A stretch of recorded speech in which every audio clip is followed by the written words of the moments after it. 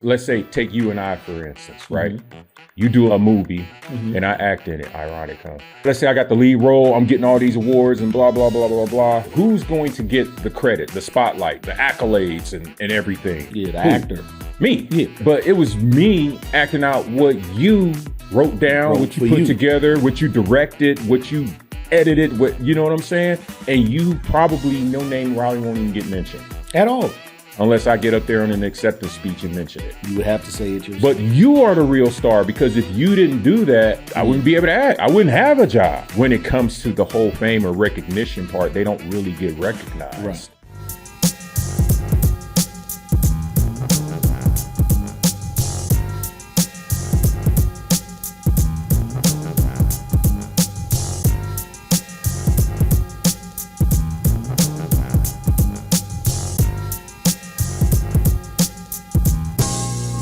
What's up, y'all? My name is Chris Ellis, and this is The Main Ingredient with Chris Ellis. Today, we're here to talk about a historical film. It meant so much to me and my special guest that we just had to talk about it. Today, we're talking about Cooley High. And my guest today, my special guest, my brother, is no other than Bruce Bowers, who's a senior animator at the animation company called Bay World Unlimited, LLC. And we're here to talk to him about this special movie, Cooley High. And I want to introduce him to y'all today. What's up, my brother? What's up, Chris, my brother? I like that intro. I feel good. I try to do the best I could. Yeah, for all my guests, and give them the respect that they deserve. How you been, man? I've been good, man. I have no complaints. I love the new studio. My goodness. Right on, man. I appreciate it. I feel really special right now. I'm just telling you. Might start like sucking my thumb. Just playing. Anyway, We've been talking about the studio for a while, so you understand my vision when I. Oh man, most now definitely. That you're here. Most definitely, it's something that is both familiar and unique at the same time. Yeah. So. Much success. Thanks for having me here, bro. For sure, man. I'm serious. This is special to me. For sure. Yeah. I mean, me and you chop it up all the time about movies, television anyway. So I'm like, got to bring my brother on here to get this done and get it the right way and get the correct movie to really, show our chops on how we break stuff down. You know what I'm saying? All I'm going to say is get ready, because I love that movie, Cooley High. Get ready. I'm about to blow y'all minds. Let's do it. Let's do it. So today we're talking about Cooley High, a movie that came out in 1975. It was directed by Michael Schultz, written by Eric Monti, starring Glenn Turman as Preach, Lawrence Jacob as Cochise, Garrett Morgus as Mr. Mason, Cynthia Davis is Brenda, the fine Brenda. Man, I wish we had seen more of her. Oh my God. I was scouring the internet for more films with Brenda in it. Brenda was bad. Cynthia Davis. Right. We got Maurice Marshall as Damon. I hated Damon's character. Didn't like him either. He did it so well, I hated his character. Didn't like him either. Sherman Smith is Stone. Norman Gibson is Robert. Stephen Williams is Jimmy Lee. That's the cast. The budget was $750,000, but it grossed $13 million. Which it was a successful movie. That's awesome for 1975. 1975, you grossed $13 million on a black film. On a black film, bro. 50 years ago. That is that's almost like grossing $200 million now. It is.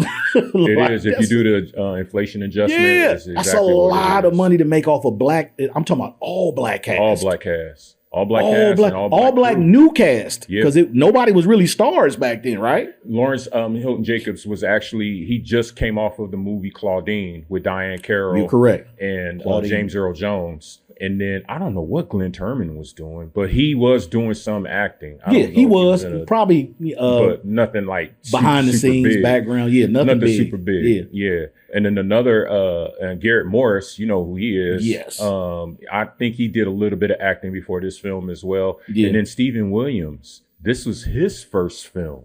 Very first film. Okay. I think it is. And then he went on to do I can't remember the name of his role on 21 Jump Street, but he was like and he did some other films and stuff like that too. He was good on 21 Jump Street. Yeah, he was. He was really good on 21 Jump Street. I loved him in 21 Jump Street. For those who don't remember the real 21 Jump Street. Yeah, not the Channing Tatum. Not the Channing Tatum. Nah. We enjoyed Channing Tatum. Nah. But we ain't talking about that. No. Talk about the original. We're talking about Johnny Depp. And, yes.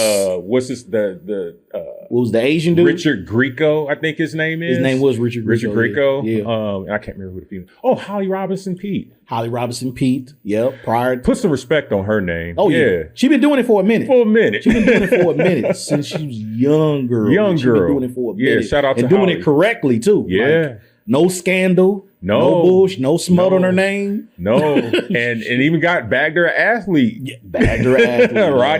Rodney Pete. And they shout out still to Rodney Pete. today. Yeah, they rocking. Yeah. Real black family. Real black family.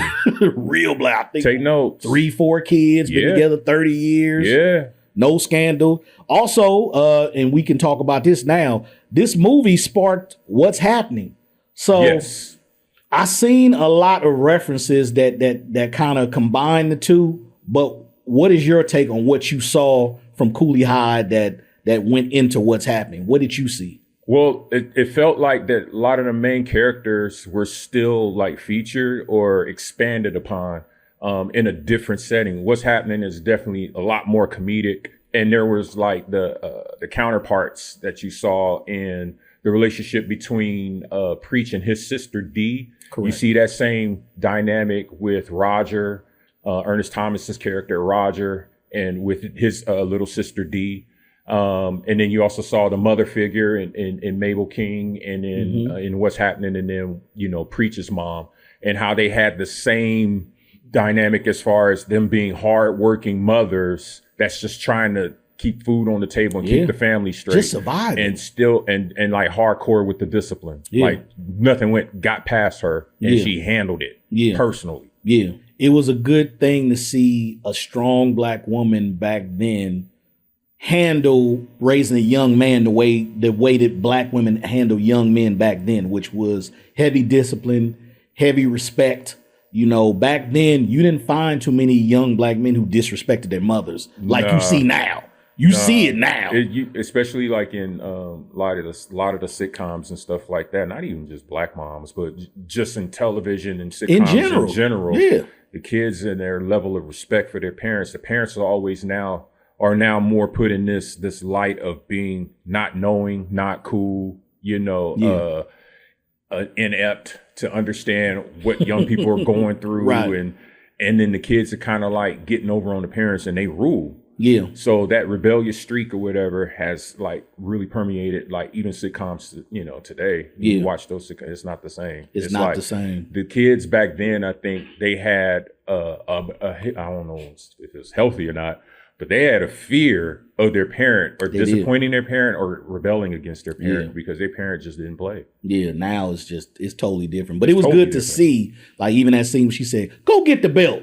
Yeah, I remember those days as a kid where you messed up. They made you go get the switch and go belt, get the belt. Strap. Where's it at? And they didn't have to know, but you better know. You better know where it's at, or you gonna get whooped worse. Right. The more you prolong it, the worse it's gonna get. Man.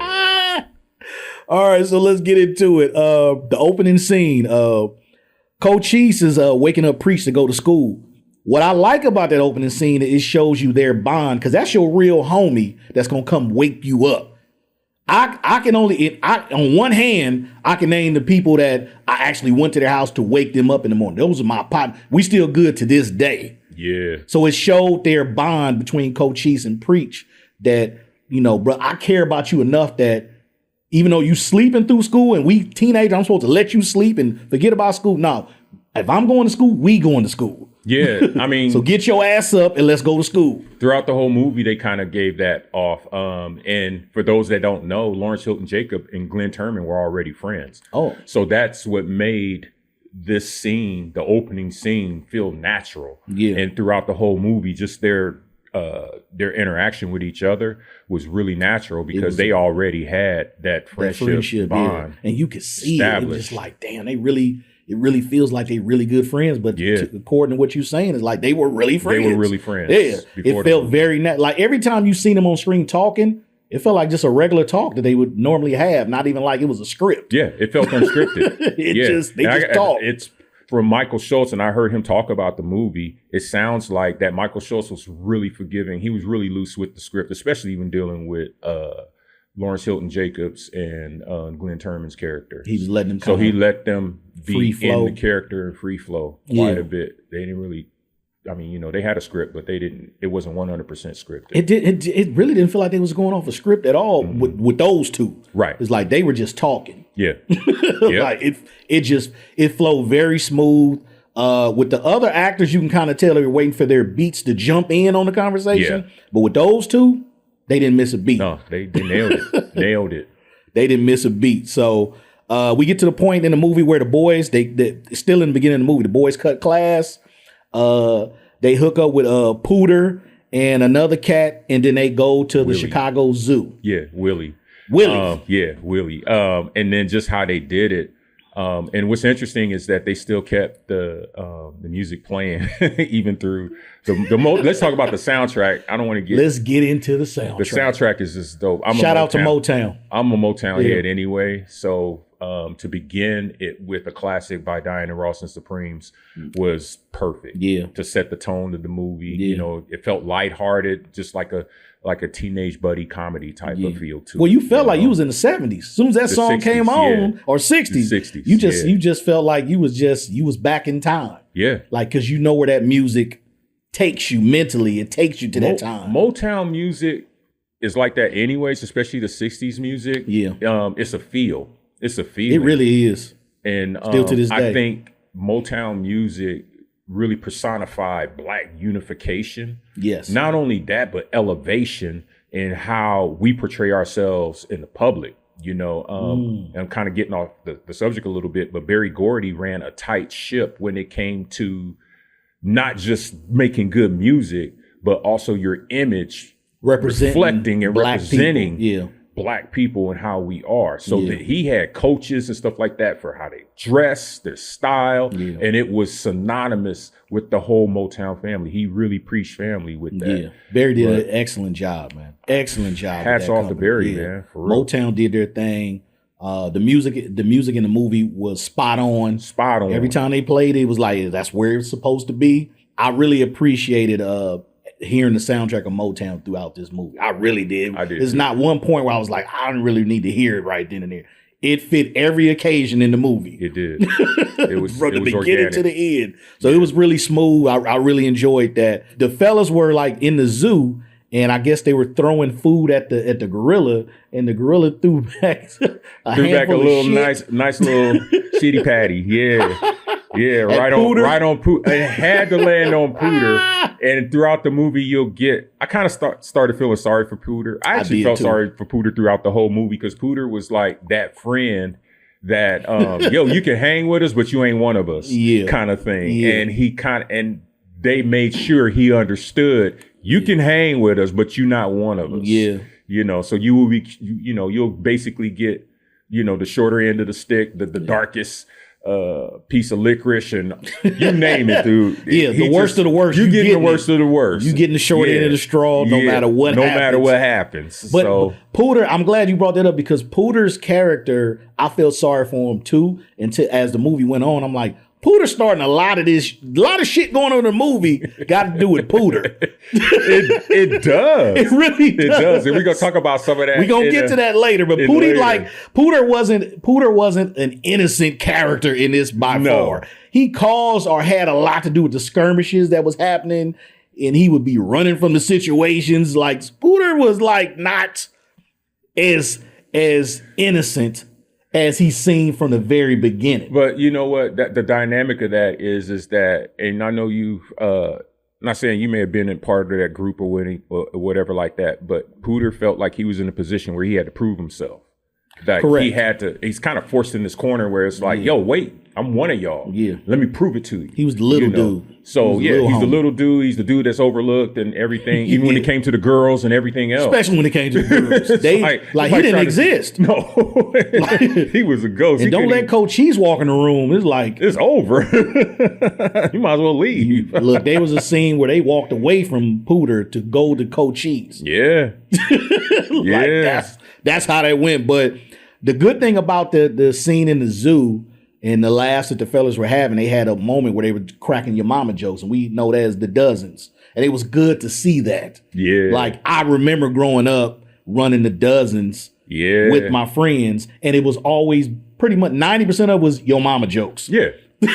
Most definitely. Most definitely. And it was 90%. It never was nothing nice. And it was never, but it was never nothing too serious to where it's like, I want to kill you for saying it. Because we knew it was just jokes. Yeah. We always knew it was jokes. Yeah. Your mama so fat this, your mama so stupid this. We cracked them all on each other so much that the jokes wasn't even funny no more. Because we all said the same jokes. Yeah. But it was never taken as serious as maybe kids take it now. You know, you say something about somebody's family now, these teenagers might kill you over some jokes. For real. You know what I'm saying? But we weren't. Literal. Yeah. The worst it got back in the day was we would fight over it. We just have a fist fight. Yep. And then we'd be back friends 5 minutes later.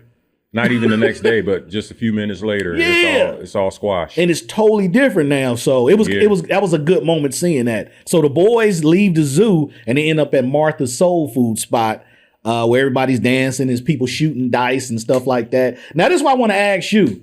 And I'm not asking because you older than me, which you are, but neither one of us was born in the 60s. So I'm going to say this. Do you think that every place the teenagers hung out, they was dancing? They was dancing the fuck out. They was in a soul food place dancing like it was a juke joint.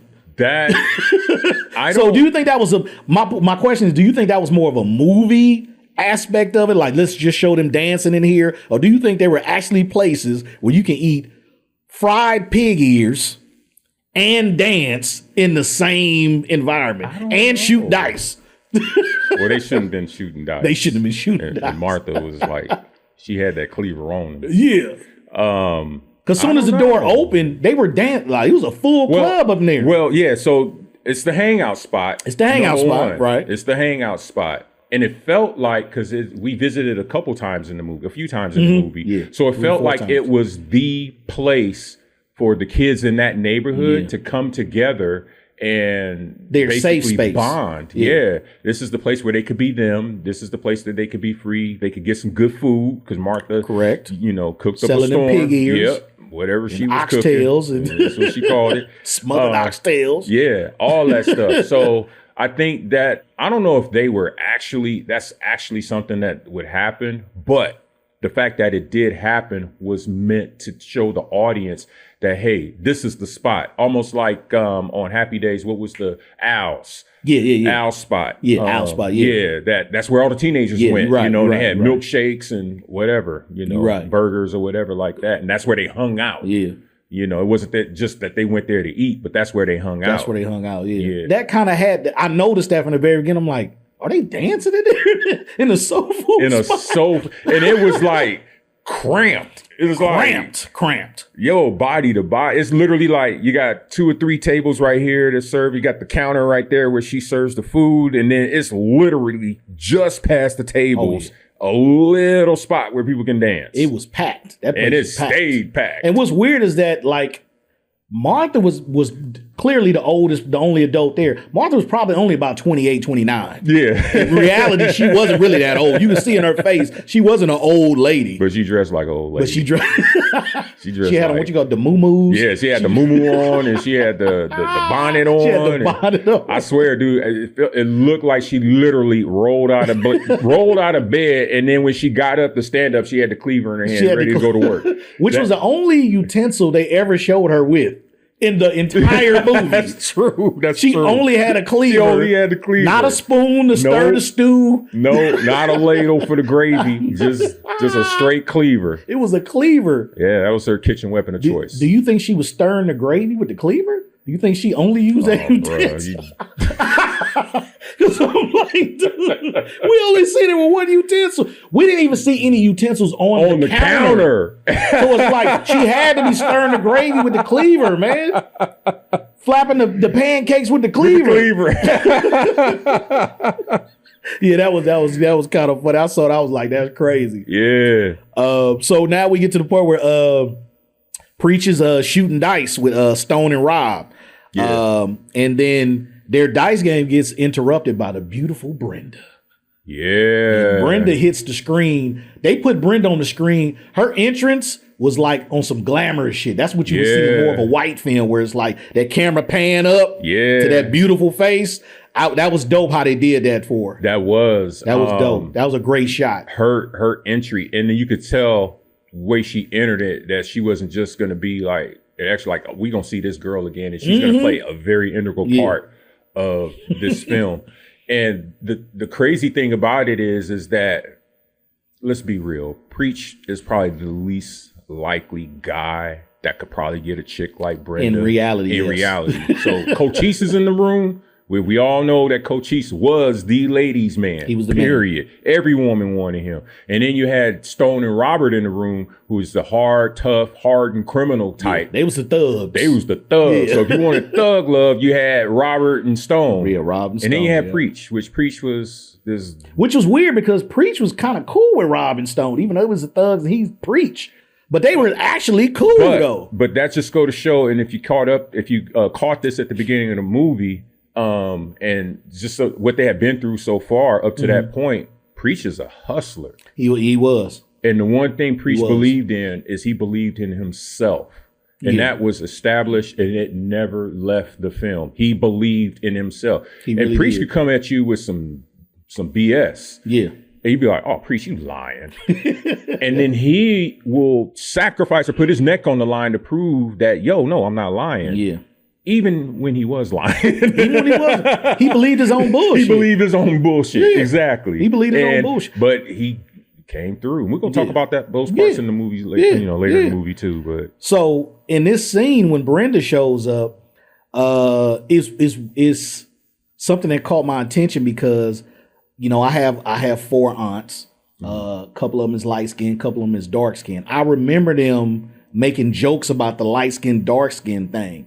And in this scene with Brenda, Cochise says to him, "You'll never get that high yellow bitch." Yeah. And that made me think about how black people used to talk about light-skinned women and how light-skinned women used to talk about black women. But when he said that, I'm like, oh, I remember my mother and her sisters having those conversations about being high yellow. I have an aunt that's very high yellow. And I used to always bang on her. Right. And she used to get back at them saying, y'all black ass this and y'all. Yeah. So I remember those conversations and I'm like, that was what was going on between black people back then. Instead of us all being one, it was always this yellow thing. It's still going on. And it's still going on. Yeah. Especially when we talk about light-skinned brothers and dark-skinned brothers. Correct. Blah, blah. But it's meant more to the men now than to the, because I don't think dudes trip off the women no more. You see the yellowest dudes with the darkest women and vice versa. Yeah. But now the conversation is men now. Right. You act, what they be saying about Clay and Steph, they acting like light-skinned niggas today. Yeah. You know what I'm saying? Like, so it's become a man thing now to where we making this, this difference between the dark skin. Oh, you on your dark skin today, huh? Like, so that was a kind of weird moment, but it reminded me of something. But during that situation, Cochise and Preach bet $1 that Preach couldn't have sex with Brenda. Wouldn't be able to back and that comes back to bite him in the ass later on. That's where the bet began. That's where the bet began. It almost feels like that's where the movie hints at a dark turn. It turned. It turned. It turned. But that also, going back to the light skin thing, that also tells you the value they put on skin back then. Because he thought she was so high. Coach, he thought that Brenda was so high yellow that she would never even mess with a dude like Preach. Right.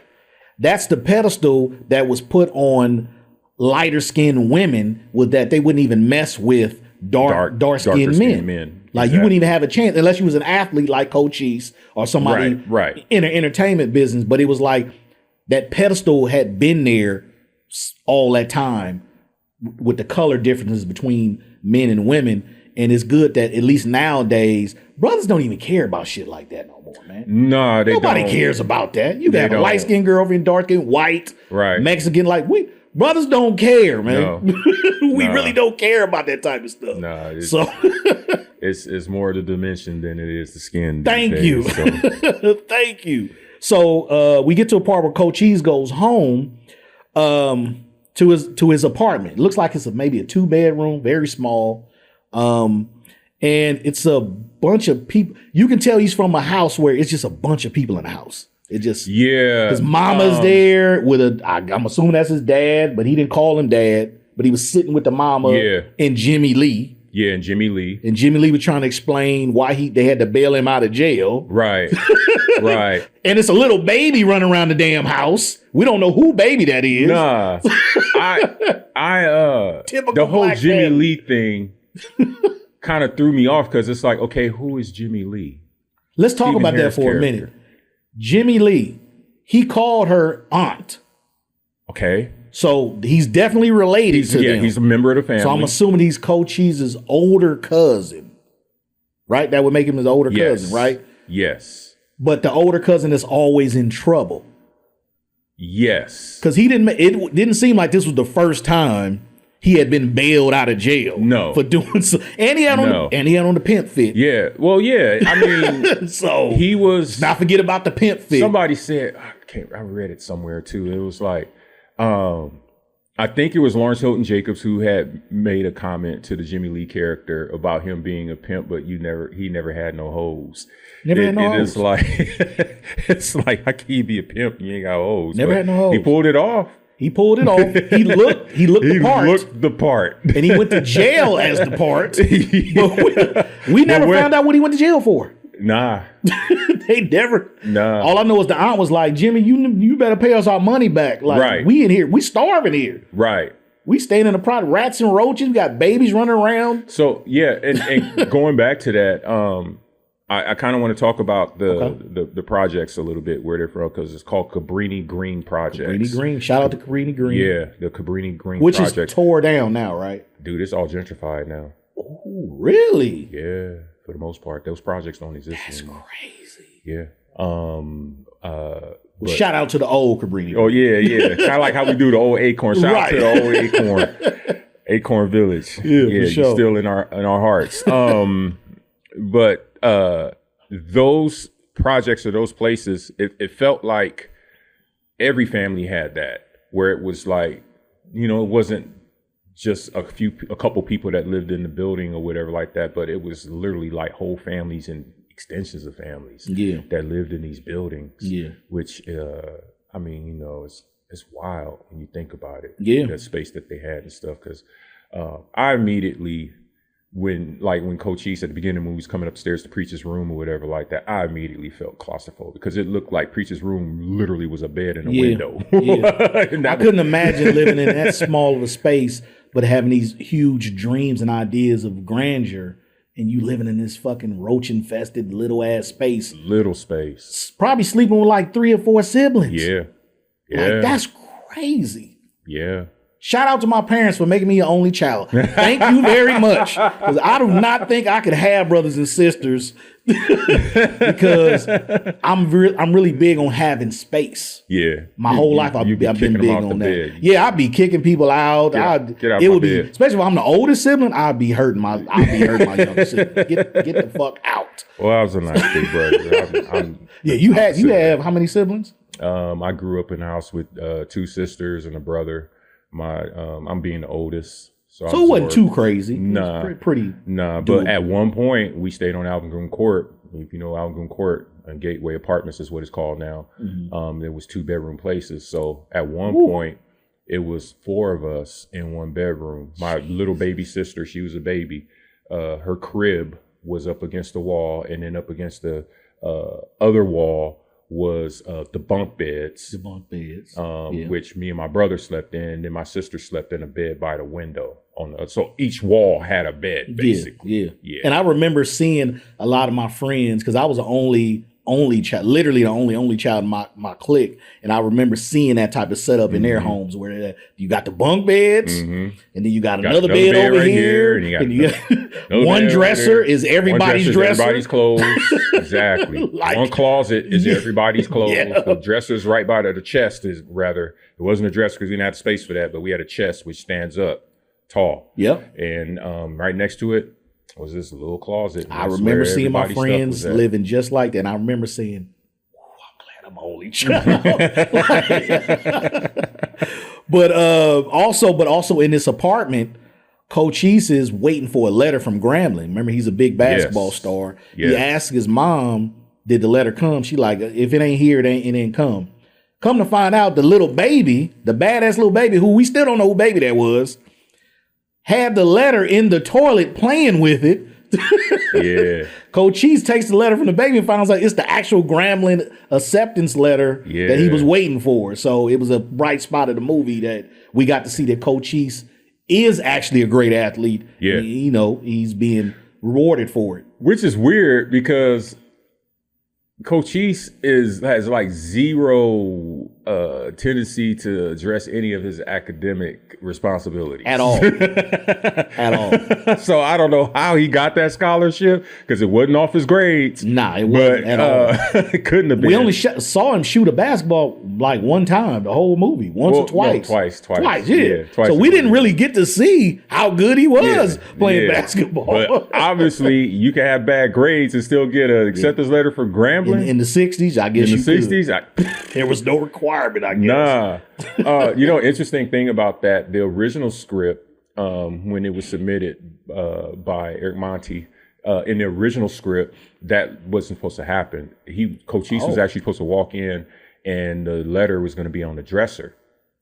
But interesting. Michael Schultz was actually prompted by the producers to say, hey, let's put more of your experience in there. So there was a similar experience that I can't remember if it was Eric or if it was Michael that had that experience about a baby taking an important document and putting it in the toilet and stuff. And that's kind of where that came from a real experience. So that came from a real experience. I can't remember whose it was, but they decided to put that in the movie. And I'm glad that they did because it added a little bit more. It helped you to understand how that house is run. Yeah, shit was crazy. And you got babies putting letters in the toilet, dude, man. and nobody knows nothing. You ask the question, hey, have you? Nah.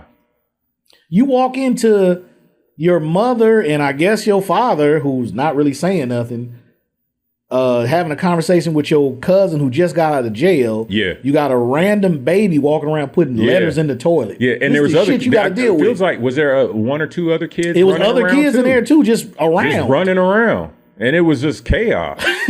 Like, this dude gotta come home to this shit? No wonder he ain't never home. I think it's the only time they showed him at his coming house. Home. That's the only time. And I don't blame him neither. I don't blame him. I wouldn't come on like that shit. Later for y'all jive turkeys. Yeah. Y'all jive turkeys. So we get to a point to where Preach and the fellas, they got the little wine, and Preach starts talking about wanting to be a writer. You know, wanting to be a big writer, but nobody believes him. They all joke about this shit. He gets into it with Willie. Yeah. I want to say he gets into it with Willie. Yeah. Because Willie starts reading some of his poetry and stuff, which means Willie got into his books or whatever, and they start fighting. But even after the fight, Preach says something to the fact of like, I wouldn't expect y'all niggas to understand because y'all gonna be some factory working niggas, which lets me know that he had it in his mind like he was never going to be like that. No. He wanted more. And Cochise, to his credit, was like, don't worry about them dudes, man. Like, I believe you. So that, going back to their friendship, like, even after he fought with Willie and the dudes was laughing at him, Cochise was like, don't worry about it, dude. Mm-hmm. You just basically tell them you do you. Mm-hmm. Don't worry about them laughing because I think Cochise kind of understood, like, you probably right. They probably going to end up working in a factory. Which they did. Which they did. And it goes to show you how far dreams can take you in reality. If you don't dream of being great, how could you ever become great? You got to have the dream first.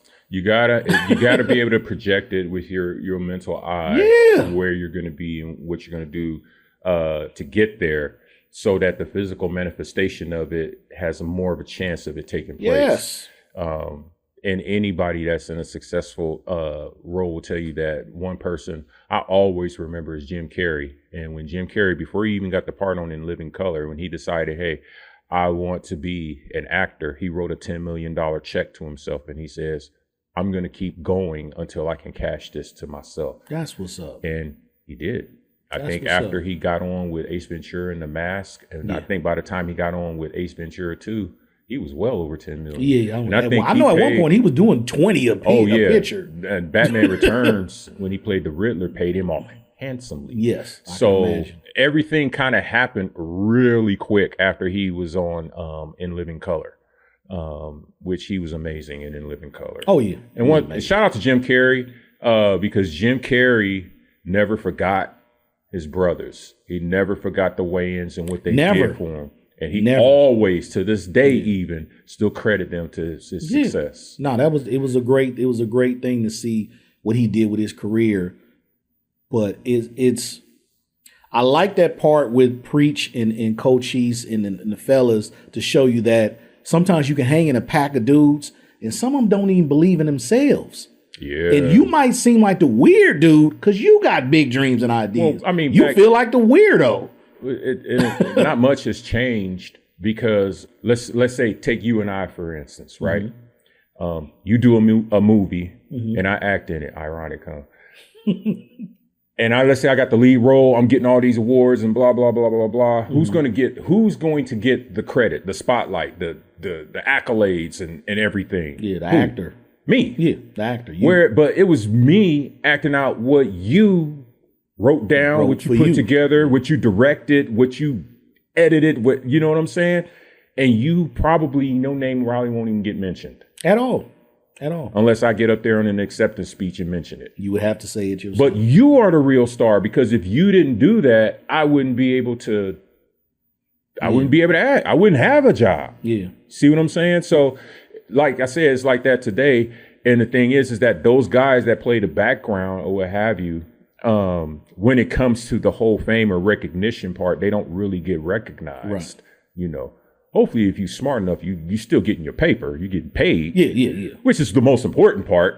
As long as you're getting paid. Right. As long as I can do without the fame. Just give me the money. Exactly. But, you know, with fame comes the women and all that other stuff. And the adoration. The problems. More money, more problems.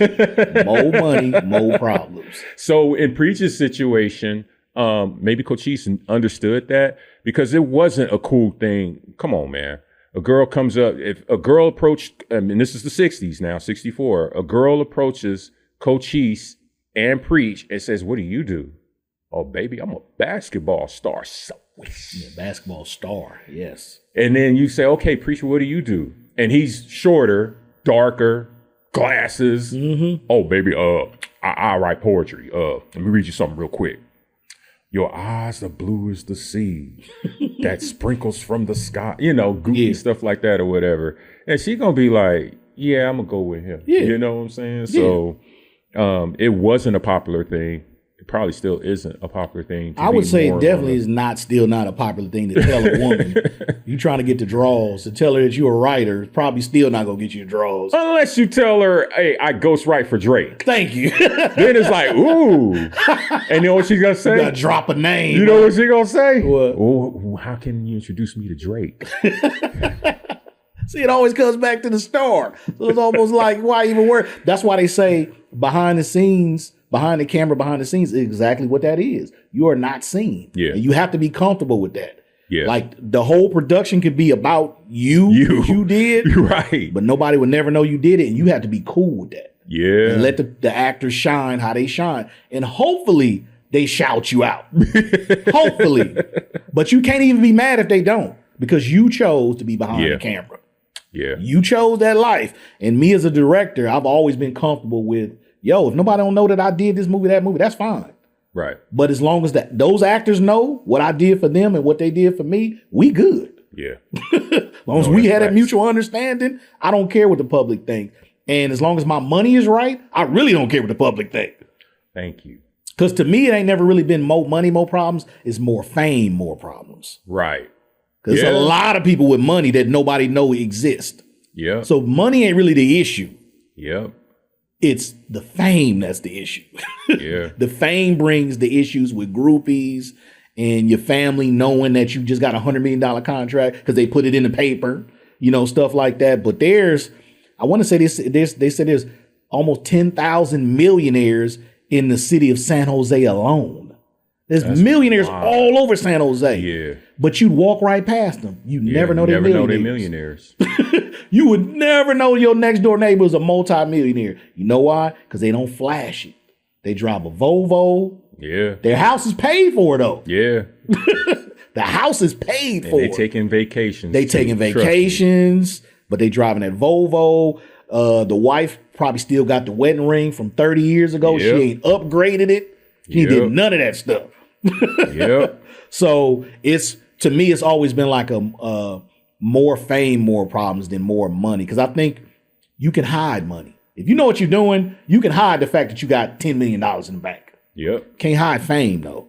You can't be Michael Jackson trying to hide that you're Michael Jackson. Like that's not gonna happen. It's not gonna happen. You can't hide that you're Mike Tyson. Right. You can physically see that you're Mike Tyson. Even with a hoodie on, you still look like Mike Tyson. So, I've never subscribed to the more money. It's always more fame. That's why I've always said, keep the fame. Just give me the money. Just give me the money. Just give me the money. Exactly. So the fellas at this part of the movie end up at the 25-cent party. Yeah. And Stone and Rob couldn't get in, which tells me a lot about Stone and Rob being broke as fuck. God damn, y'all got 25 cents? Yeah. Bruce. They lost it to even Preach. even in the 60s, brothers didn't have 25 cents. They lost it to Preach. Yeah. I'm surprised. Preach broke him at Martha's. He broke. You know what though? Preach broke him for 50 cents. You could see that Jesus.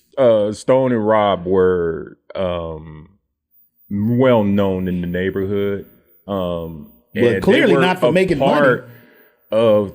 I feel like that they didn't really go into their backstory much, but I feel that they were like dropouts, so they knew everybody and everybody knew them. Yeah. So they already had the reputation. It's like, yeah, y'all trouble whenever y'all come around. Yeah. You know what These I are the dudes you don't want to mess with. No, you don't want to mess with them, and you don't. Even though we know you, we don't want to be associated with you. Correct. We don't have to be. Oh, and let's just discuss the elephant in the room.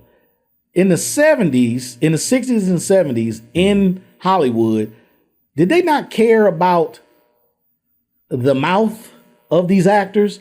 Because Rob and Stone grill was fucked up. Let me tell you something. Like, them teeth looked horrible. Let me tell you something about Rob and Stone. So the actors that play Rob and Stone, they weren't actors. So this is how they got the part. So they're wrapping up the film. They're getting ready to film and everything like that on set, and they have these characters in the script. Robert and Stone. Characters were already written into the script. Pretty much. Okay, cool. So the producer went out to look for actual street thugs, and that's when they came across Stone and the Stone and Robert characters. Here's the interesting thing: how they found them. They went around the neighborhood, some of the craziest parts of the neighborhood, to try to find them. Okay.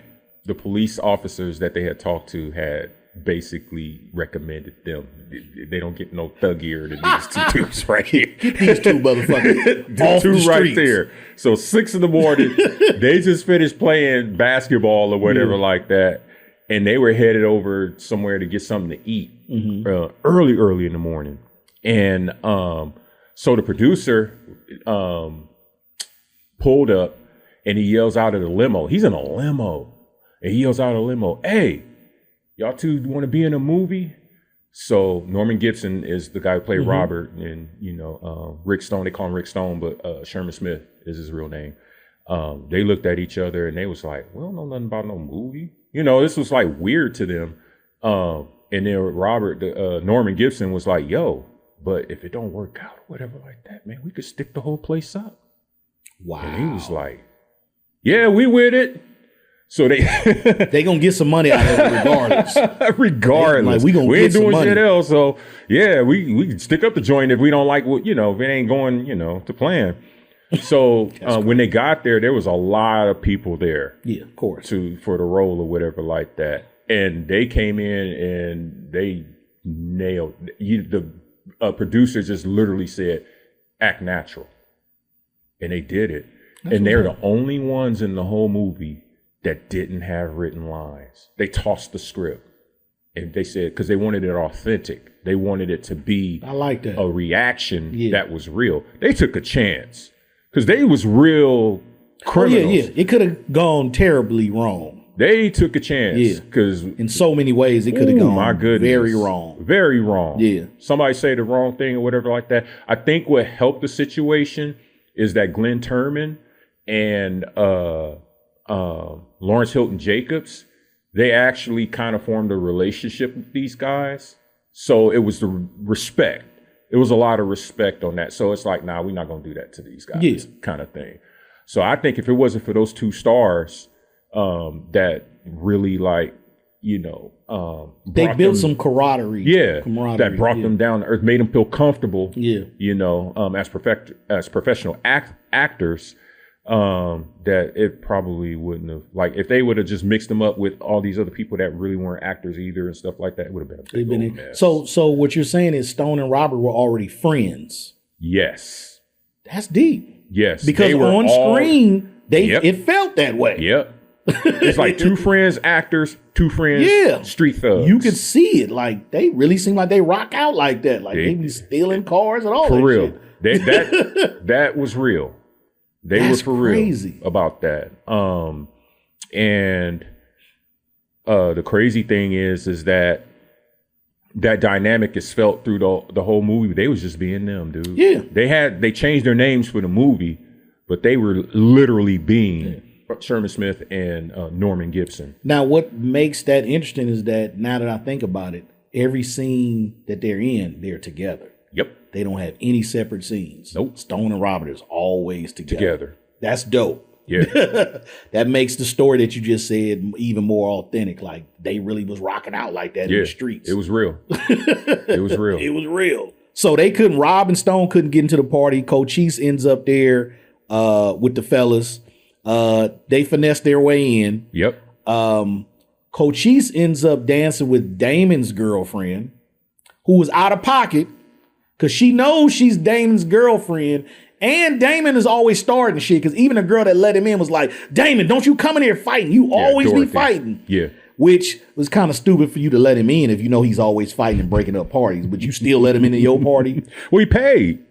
You got your 25 cents. So Damon paid you that drop in the bucket. It was like, he in there. So Damon starts tripping with, this is another thing. This is the simp sucker culture.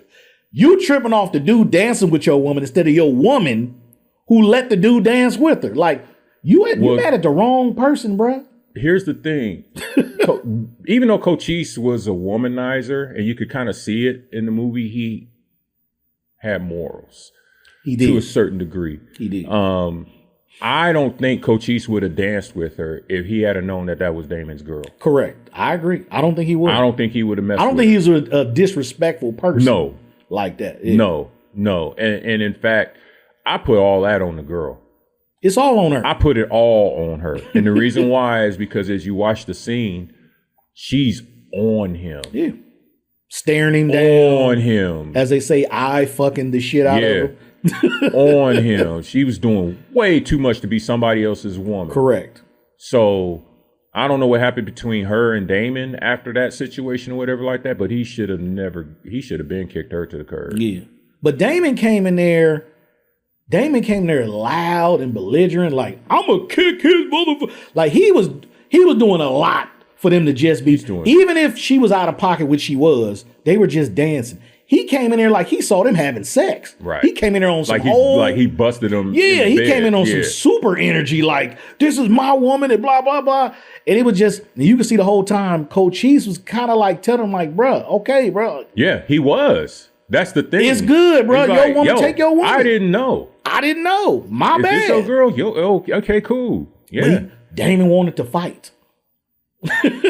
So that's what I'm saying. It's like that simp culture. Like, dude, you ain't looking at who the real villain of this dance is. It's your woman. It's not Cochise. No. He did not know that was your woman. No, he would not have disrespected you in that way. I think it went beyond that.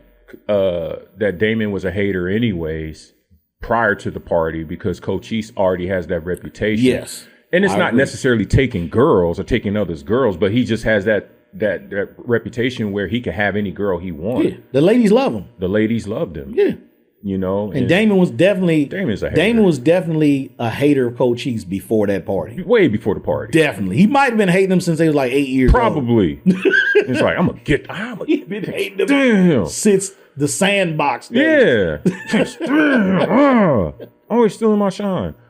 But so what's interesting about that particular scene is that, like, this is the first time where Preach is in another room hollering at Brenda, and they're actually talking and getting along, and she gets to know the real. She's getting to know him, and he's actually getting some headway with Brenda.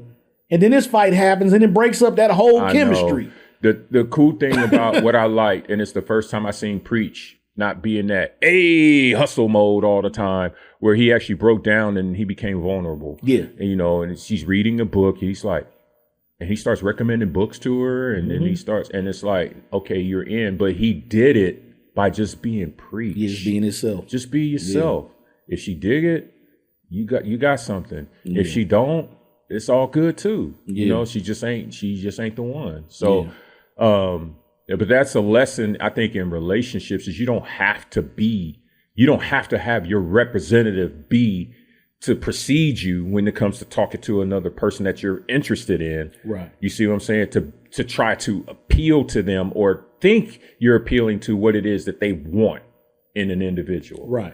Because obviously Brenda was a different type of girl. Very. And he could have just been himself the whole time. The whole time.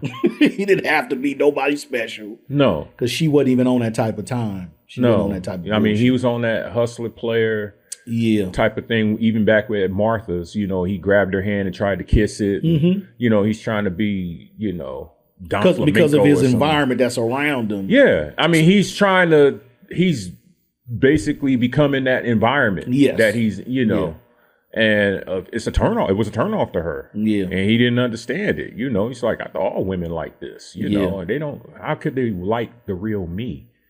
But he let his guard down because there's a similar interest that linked them. And that was the reading of books and poetry. Yeah. Which I thought was beautiful. And I think that's something that most young men, I would say young men needs to understand is like most of the time the girl that you really want really would like for you to just be you. Yep. You don't have to be a rapper or a ball player or be flashy, none of that stuff. The baddie that you really want, she would be fine with you just being you. Yeah. That's it.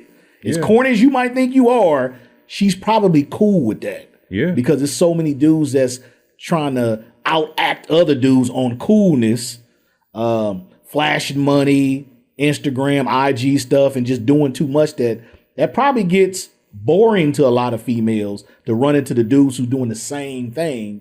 And the dude who would stand out would be the dude who just be themselves. Just being himself. Just be yourself. Yep. Look, I know the Cheesecake Factory been getting a lot of heat. Take her to the Cheesecake Factory. Yeah. She don't have to go to Nobu. Yeah.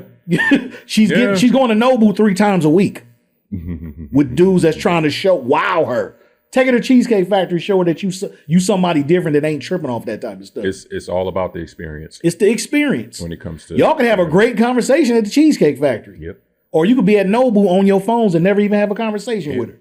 Like, you are correct. It's the experience. It ain't what you eating. It ain't none of that stuff. It ain't the place. It ain't the event. And none of that. It's the experience. It's the experience. Because I've been on, in my younger days on dates and stuff like that, or taking women on dates and stuff. Mm-hmm. And I'm thinking it's like, yo, this is the best place I could take you, But we just didn't click. Bread. Yeah, spending a lot of money. Yeah. And she ain't feeling it because she ain't feeling me. Yeah. Period. So it had nothing to do with me taking you somewhere or buying you this or anything like that. Correct. Because it's the experience that matters. It's the vibe, the experience. Yeah. And I think a lot of young men need to understand that. There gets to a part where Jimmy Lee, we get to see Jimmy Lee's hustle, shadiness a little bit. He tells a white guy that he has a girl in the back of an apartment complex that if he knocks on the last door in the back, she's going to do him real good. But then he tells the white guy, leave your money with me because while you in there, she might rip you off. So the white guy leaves his money with Jimmy Lee. Jimmy Lee takes off with the man's money. Of course. Clearly, he goes to the back to go get some booty, opens the door, and it's a big, huge black man calling him all type of honkies. What you want, honky? Get your honky ass out of here, honky. He was like, is so-and-so here? I feel like the word honky was written like in capitals with exclamation marks on it, because he said it honky. Yeah. He What you want, honky? He put some extra honk into it. For those who don't know, that was the term for a white person back then. You was a cracker or a honky. A honky. Which one do you think was worse to call a white person in the 60s and 70s? Was it honky? I don't know. I wouldn't want to be called a honky. I wouldn't want to be called a honky. I almost rather be called a nigga than a honky. That's just, I don't know, it's just something bad about being called a honky, man. I need to research where did the term honky even come. Is it honky tonk? Did it come from? I think honky tonk was a term for like applied to like a certain type of rock music. That's what I thought. Like early rock music. Where in would the 50s honky come from? Like honky tonk. Yeah. I don't know. I gotta research. And then it became it became one of those terms. Like, anybody in the audience, let me know. Research it for me. Where did cracker come from and where did honky come from? We need to know. Because in this movie, that dude said honky very proficient. Yeah. Like it was in that script a lot. He was unapologetic. But once again, we got to see Jimmy Lee really don't have no hoes because there was no woman involved in this scam at all. Just when you thought you was gonna see Jimmy Lee's hoes, it's like he ain't got no hoes. This nigga ain't got no hoes, man. He just a hustler. He just stealing money from people. Yeah, he blue balled me, man. I thought he was gonna have something bad up in there, man. Rock dude's world. It's like, yeah, right. The fellas are outside of Martha's, the hangout spot. Yeah. And Stone and Rob pull up. Yeah. With a stolen vehicle. And it was clean. And it was clean. It was clean. A nice whip. Yeah. And this is what bothered me about Cochise's character. At this point, you already know you're going to Grambling. Yep. You cool with riding in stolen cars with these two niggas? Like, you know they're criminals. You know it's a stolen car. You getting ready to go to Grambling. You know it ain't their car. You know it ain't their car. Yeah, let me tell you. You know it ain't their car. Because they don't even have 25 cents to get into a dance. So you know damn well they ain't got a car at all. So you see, and that goes back to whoever the dude that was sitting there with Cochise's mom, he wasn't no type of father figure at all. Because Cochise should have known better than to get in the car with Rob and Stone. Because even Preach didn't want to go. Remember, Cochise was like, I know you're not going, I know you coming. Peer pressure. Preach already knew these ain't the dudes you really want to be riding around with in any car. No. He gambles with them, so he knows. He knows how they get down. Right. So it was kind of, that's where I was like, come on, Cochise, man. You got to be more. It's hella people in your mama apartment. You need to get all these people out the ghetto. You got to think smarter than riding with Rob. Let's get back to this. Rob and Stone don't have nothing to lose. No. So it didn't matter whether they got caught. No. And it feels like Preach understood that. But Cochise, for some reason, didn't understand that these two didn't have nothing to lose, and you have everything to lose. I think with Cochise, it's like he's on himself a little bit, I think, and it's one of those things where it's like I already got into Grambling or whatever like that, so it really doesn't matter what I do at this point. He's feeling himself a little bit. I'm gonna have some fun before I have to hunker down and get serious in college. I don't know if you want that type of fun, though. He's a very carefree individual. He's a multidimensional individual. And I think that's what it came down to, though, when it came down to, the joyride. He's like, oh, hell yeah, man, let's go. Let's have some fun. He's all about fun and having fun and enjoying, the last of, because they were seniors, the last of their years at Cooley High, which was the name of the school, by the way. We never talked about that. That's right. That's the title of the movie is the name of the school. It's the name of the school. Edwin J. Cooley High. It was a vocational school, vocational high school. And unfortunately, it got torn down. They closed it in 79. They tore it down in 81. So, 81. So it doesn't exist anymore. But back then, And it was weird because normally that would be considered like an historical landmark, right? Wouldn't it be? Think. Nowadays, they would consider that I would think something that you would not tear down. Cooley High. Yeah. Like, you don't tear down Cooley High. Yeah, dude. It's like the Twin Towers or something. Yeah, it's like certain things, Chicago. It means too much. It means too much. Preach is bragging about some dude that hired him to drive his Maserati. And you could tell he's bullshitting the whole time. Big time. And he's believing his own hype. Again. And I want to say it was Rob.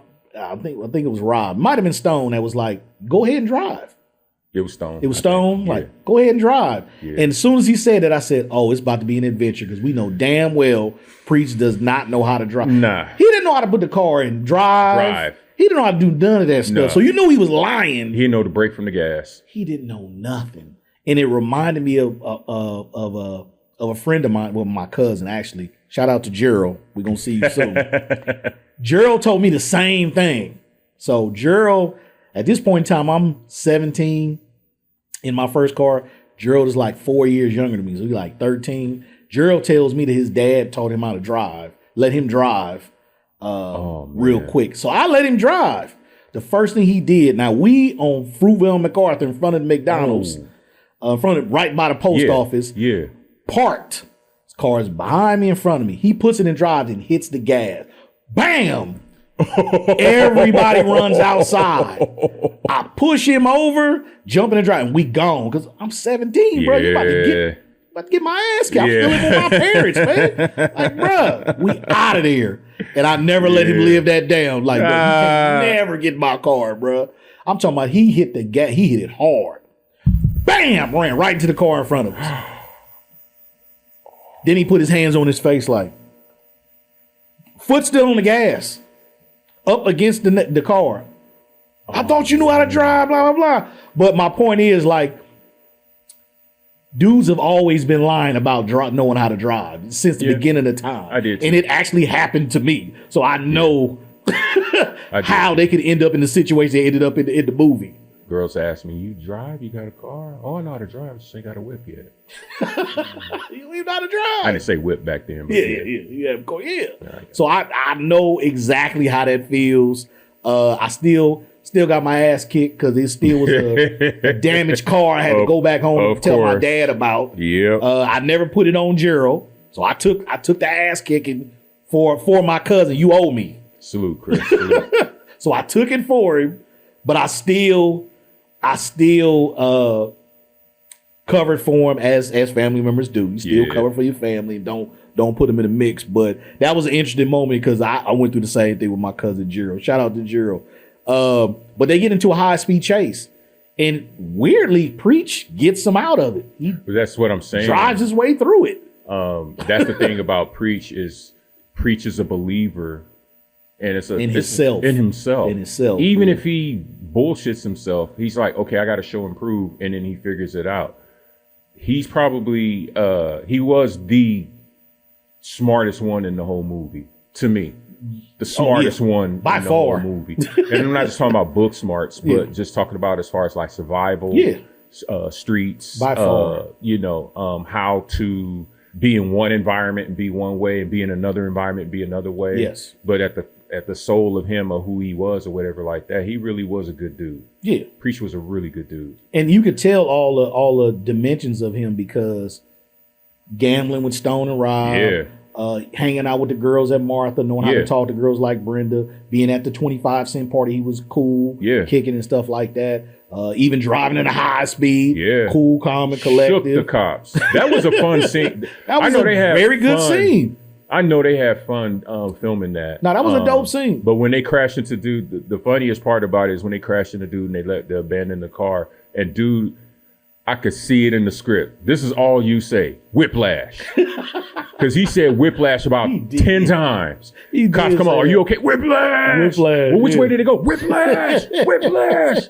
I was like, oh my God. In that scene, I'm glad you brought that up. When they ran into it and the guy was saying whiplash, they actually got away from the cops. Yes. Okay. They got away from the cops. We're going to get back to that because that's important. Very.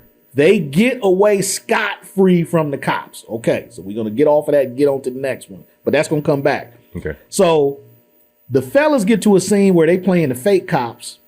Oh, yeah. With the prostitutes. Yeah. And they literally take $10. $20. $20? $10. $10. Yeah. $10 from the prostitutes playing fake cops. And it was funny just watching them do that. Bitch, get up against the wall.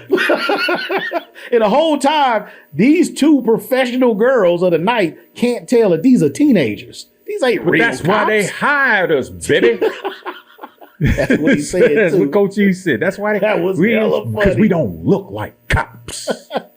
That was a funny scene, man. And I was like, that's pretty smooth. That was one of my favorite scenes, the prostitute getting arrested scene, because they played it so well. Like, that girl looked familiar though. The first prostitute, very familiar. I couldn't put my finger on who she very was. familiar. I didn't get a chance to look it up. She was familiar facial wise, but even more the voice. I'm like, I've heard that voice before. I've heard her. I gotta look that up and find out who she is. Yeah, but that was a dope scene. It also showed you the ingenuity and the cleverness of the guys to be like, we need some money real quick. Let's go get some money from these hoes over here. Yeah. Let's figure out how to get some money from them. And they just figured it out. They just did it. They literally. Preacher was like, she's like, oh, you gotta let me go. You gotta let me go, sugar. I'm doing good today and I need the money. He's like, we take bribes. I was like, he threw that out there quick. We take bribes. I guess that was smooth. I guess in the 60s you could just say it to a prostitute. Well, we do take bribes. We do take bribes. You can give us what you got. But it showed you the level. They wasn't making a lot of money. She only had $10. God damn. How much was prostitution back then? It's the 60s, man. I mean, you know, a gallon of milk wasn't but a quarter. Shoot. Jeez. So she had enough to buy, you can go into a party for 25 cents. Yeah, a party was only 25 cents. It was like, dang, dude, that's wild. I wish parties were. They were the reason why they were doing this to the prostitutes and getting the money was because they were trying to go to the movies. Yeah, they were trying to go to the movie movies. money, going to see Godzilla. Yeah. So they all get into the movie theater to go see Godzilla. Pooter has to go get snacks. He always gotta do something he don't need to be doing. That's what I'm telling you. You one of the fellas, but you ain't one of us. You know, get on out of here.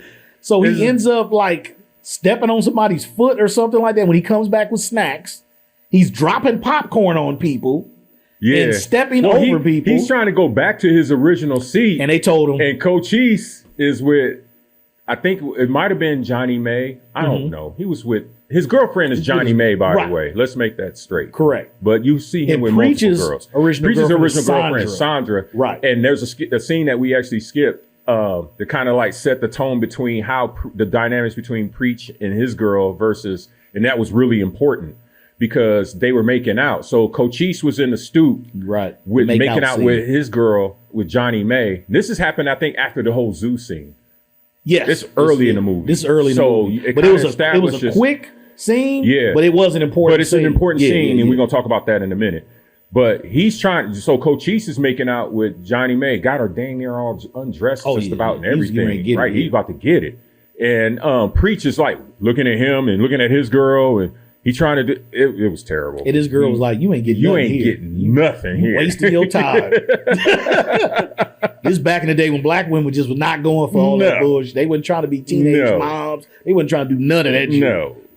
Especially if they ain't really feeling you like that. Nah, they wasn't feeling you. You wasn't a man. They didn't need to be together anyway. And they were together for like most of the movie.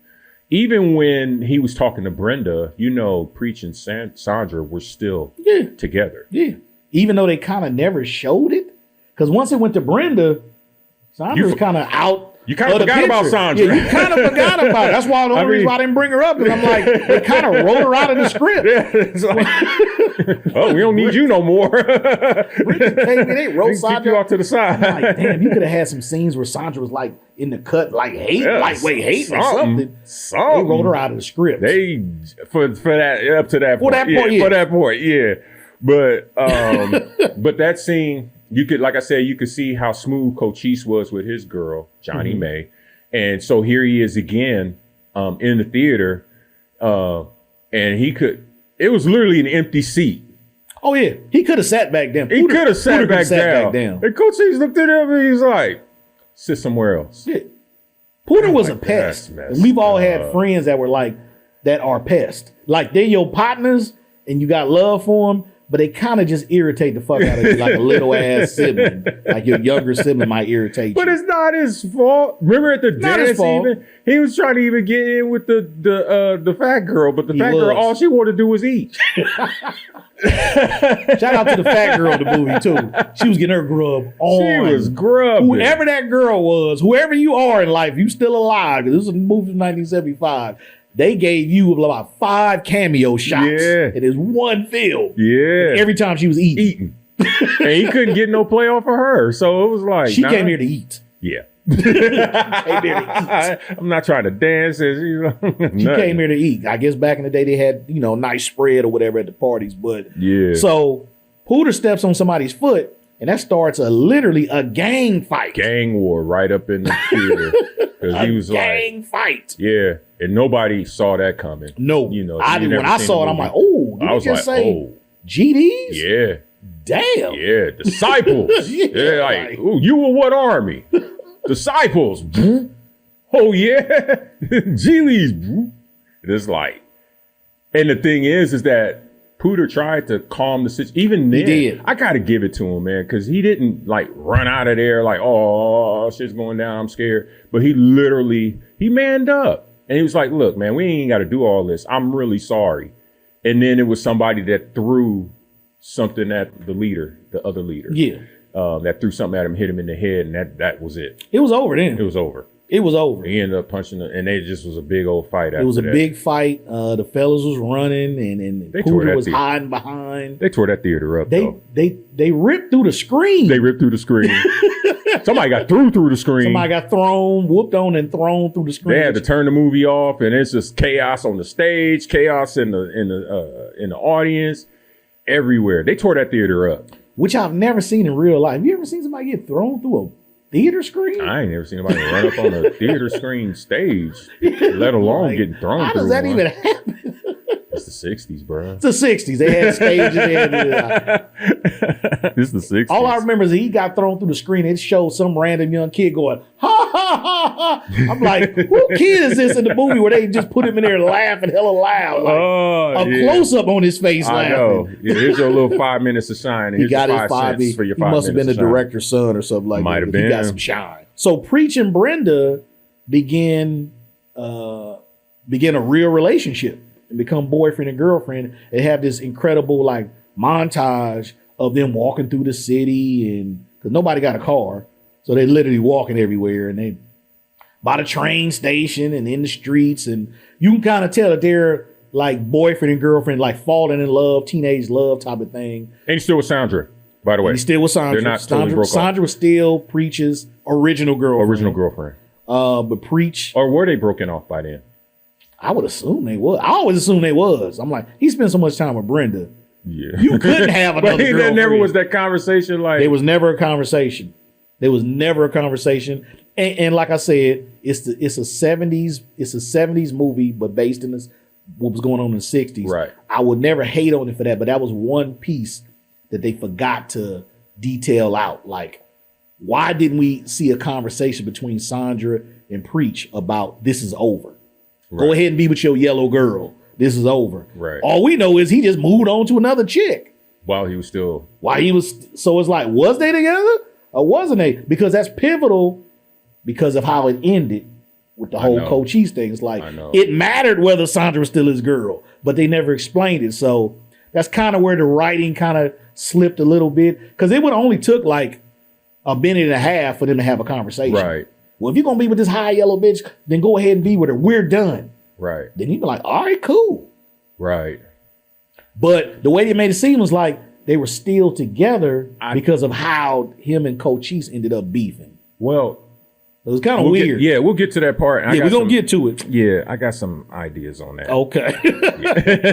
So we go from there. We go from the montage that Brenda and Preach is literally in love and hanging out and stuff, and everybody kind of knows they're together. So they finally have sex.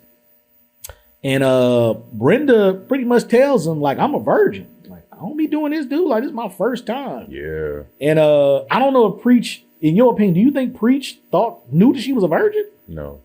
Yeah, I thought I could tell by the expression on his face that it kind of lifted a weight off of him, because he thought that somebody that beautiful, I know she's probably been with a few guys already. And it's I'm the virgin. Yeah. And it's kind of how what people are going through now. You see these IG models and they're getting judged on their beauty. Right. And most men would assume that she fucking everybody. She's an IG model with 1 million followers. She got all these people in her DM. She got to be fucking everybody. And most of them ain't. No. You only got one. You don't have the time to do it. You flying to Dubai and doing all these photo shoots, and you might be doing cameos in movies and stuff. Where do you find the time to fuck all these dudes? It's impossible. Yeah. So it's like we kind of going through the same thing now with the IG model. They get a bad rap. Yes, you might have some that are, giving up a lot to a lot of dudes, but I would say most of them probably ain't. Most of them is probably just hustling and giving you the appearance of a girl that's out there doing that. But they probably really ain't doing all that though. Because, like, once again, how would you have the time? Right. Like, that takes a lot of time to be flying all over the place, having sex with all these men while building this great Instagram career. Yeah. In film and television. Like, you got to have time to do all this shit. Yeah. So people gotta, it was weird though, but seeing that, like, but I have the same feeling you got. I feel like he probably thought she was experienced. Definitely not a hoe. But he definitely thought she had some experience. Yeah. Because she came off as very mature. Yeah. So most of us would think that a mature, beautiful woman would have had a sexual experience at 17 years old. Yeah. But a lot of them don't. Especially back then. Yeah. Back then it was, you put that chastity belt on. Yeah. And you wasn't giving up nothing. No. Without a ring. You had to marry somebody's daughter to hit it. Yeah. And her father would tell you that. Yeah. You can do whatever you want to do with my daughter. You put a ring on her finger. Yeah. You ain't about to just be hitting it. Hitting it, and then I don't see you next week. Nah. We're not doing that in this house. Nah. So after sex, Preacher, this is the one time when I can say Preacher was a dumbass. He mentions the bet between him and Cochise to her. Why would you do that, Preach? He was so mind blown by the experience. Was the sex that good? You just forgot. It was. To shut the fuck up about the bet. It was. Here's the funny part. We weren't even, as an audience, we weren't even thinking about the bet. I forgot about the bet. I totally forgot about the bet till he said something. And when he said it, you should have saw my look on my face. I was like, oh. It was like, why? Why would you, smart as you are, what made you think about the bet after what you got the girl? You got the girl. The bet don't even matter. She really likes you. And she likes you. To give you what she gave you, and you just blew it all by worrying about a dollar bet. A dollar. Not $100, which would have been a lot of money in the 70s, but a $1 $1 bill, bruh. You damn near ruined your relationship. Literally took it as like, that's what I'm worth. I'm worth $1 to you. That's what she took it as. Like, oh, that's what we doing. I think if he'd have said they bet just a friendly bet with no money involved, it would have came off better than I think you worth $1. If he would have said something like, well, Coach, he just said I couldn't do it, then I don't think she would have took it the same way as we bet $1 that I couldn't hit. I don't think women work that way. Yeah, they probably don't. If there's any inclination that you and my homie was talking about it, and you getting back to the homie, yo, I hit it, dollar or not, that's not a good look. Because the thing is that she was invested. She was invested in Preach. Yeah. And she saw him as not being that way. And that's what made her attracted to him. But to find out he's really just one of those guys, and the whole poetry thing or whatever like that is just a footnote of him and who he really is. That was a letdown. That was a disappointment. Yeah. So it wouldn't have mattered. He definitely disappointed her when she found out that he made the bet. I'm really shocked that he was, that's what I'm saying. That overwhelmed by the sex to even say some shit like that. It almost felt like a reach from Eric Monti to kind of push this narrative or propel this narrative to another level. It felt forced. It's like, why would you even have him say that? It's like that situation. He's like, who fixing his glasses and everything. And he's like, and then he said something like, who Cochise is going to be bad. It's like, it's almost like something he would have never said in reality in that moment with that woman. Like, And then his sisters bust in, and yeah, it just went all downhill from there. Ooh, I'm gonna tell mama this. Back then you could not have no naked woman in your You got naked girls up in here. So he knew he was gonna be in trouble. He done lost the girl and he finna get it beaten. Oh yeah, With mama facts. Lost the girl, getting beaten. So now the boys are at school and the detectives show up. Well, before that, Before that, there's one part because I want to go back into the whole Brenda thing. So they did do a scene with Brenda and Sandra and preaching the same scene. Remember in the hall with the lockers? They did do that. You're right. So that was the next. That was the actual next scene. And Preach has still trying to push that narrative, like, oh baby, I'll just be blacking out. You know, the sex was so good and da da da. I'll say anything. I can't be held liable. More Preach bullshit. Yeah, basically. And more Preach bullshit. I think this is where we see the situation kind of shift, and then where it's over. They didn't have a conversation, but you knew it was over between Sandra and Preach, because Brenda saw Sandra walking down the hall, and she literally says, "I forgive you." It closes the locker, and then just lip locks Preach in front of Sandra. But Brenda's kind of done with Preach too, though. She just doing that shit just to piss off their situation, right? I think it was a little bit of a get back to Preach. She didn't care about Sandra, it's whatever. But she knew that Sandra was his girl. Right.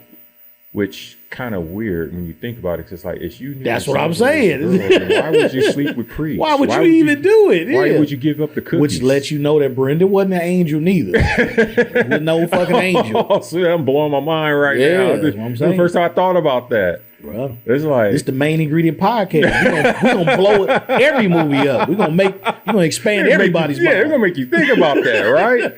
But the only explanation I can come with that is that the woman's tendency of jealousy and revenge and get back kind of like came into play, I guess. Women get revenge. It's different. It's deep. They get it. It's a mental thing. Yeah. She made sure Sandra saw them. Yeah, she did. Like, that's a whole thing up here at this point. It ain't just a rumor in school. You saw me kissing your man type of situation. And she knows that will be embedded in Sandra's mind forever. Forever. Not only that, but Preach is now ruined. It's like, okay, not only did you lose me, but you lost your girl, and now you have this it's going to go around the school what you did. Oh, yeah, for sure. So ain't no girl going to want to fool with you. For sure. So that's what I saw in that scene and what that meant to Brenda and why she did what she did. Yeah. And Preach knew it. That's why he was like, damn, I lost both girls. Yeah. Like, it hurt him. Bad. Yeah. It's like, but it's his own doing.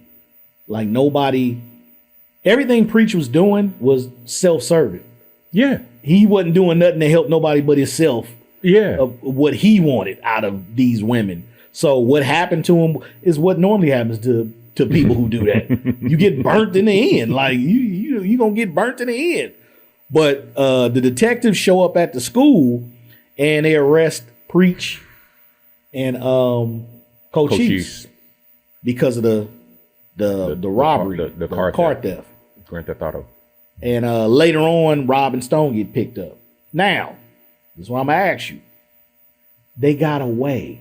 So how the fuck did they know that they robbed? How do they even know about this stuff? Well, you got to explain that to me, dude. There aren't cameras, and I thought about it. Cameras did not exist. There aren't cameras, so cameras don't exist. They ran into two random people in front of them that wouldn't have known them. The only thing I could do, because they still had papers on the car still had plates, so they could track it back to what happened, where the car came from. Okay. Notice that they're not the original owners, or whoever it was. Okay, so we could do that.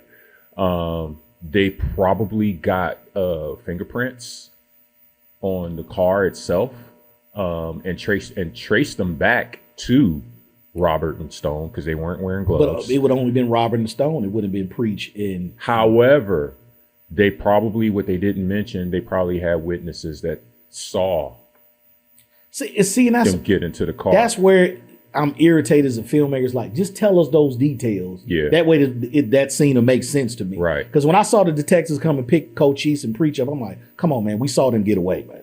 Yeah. So if you're going to get them caught, tell us how they got caught. Here's something else interesting. If there were witnesses on the scene, the only witnesses that we saw that knew that Cochise and Preach got in the car is Willie and Pooter.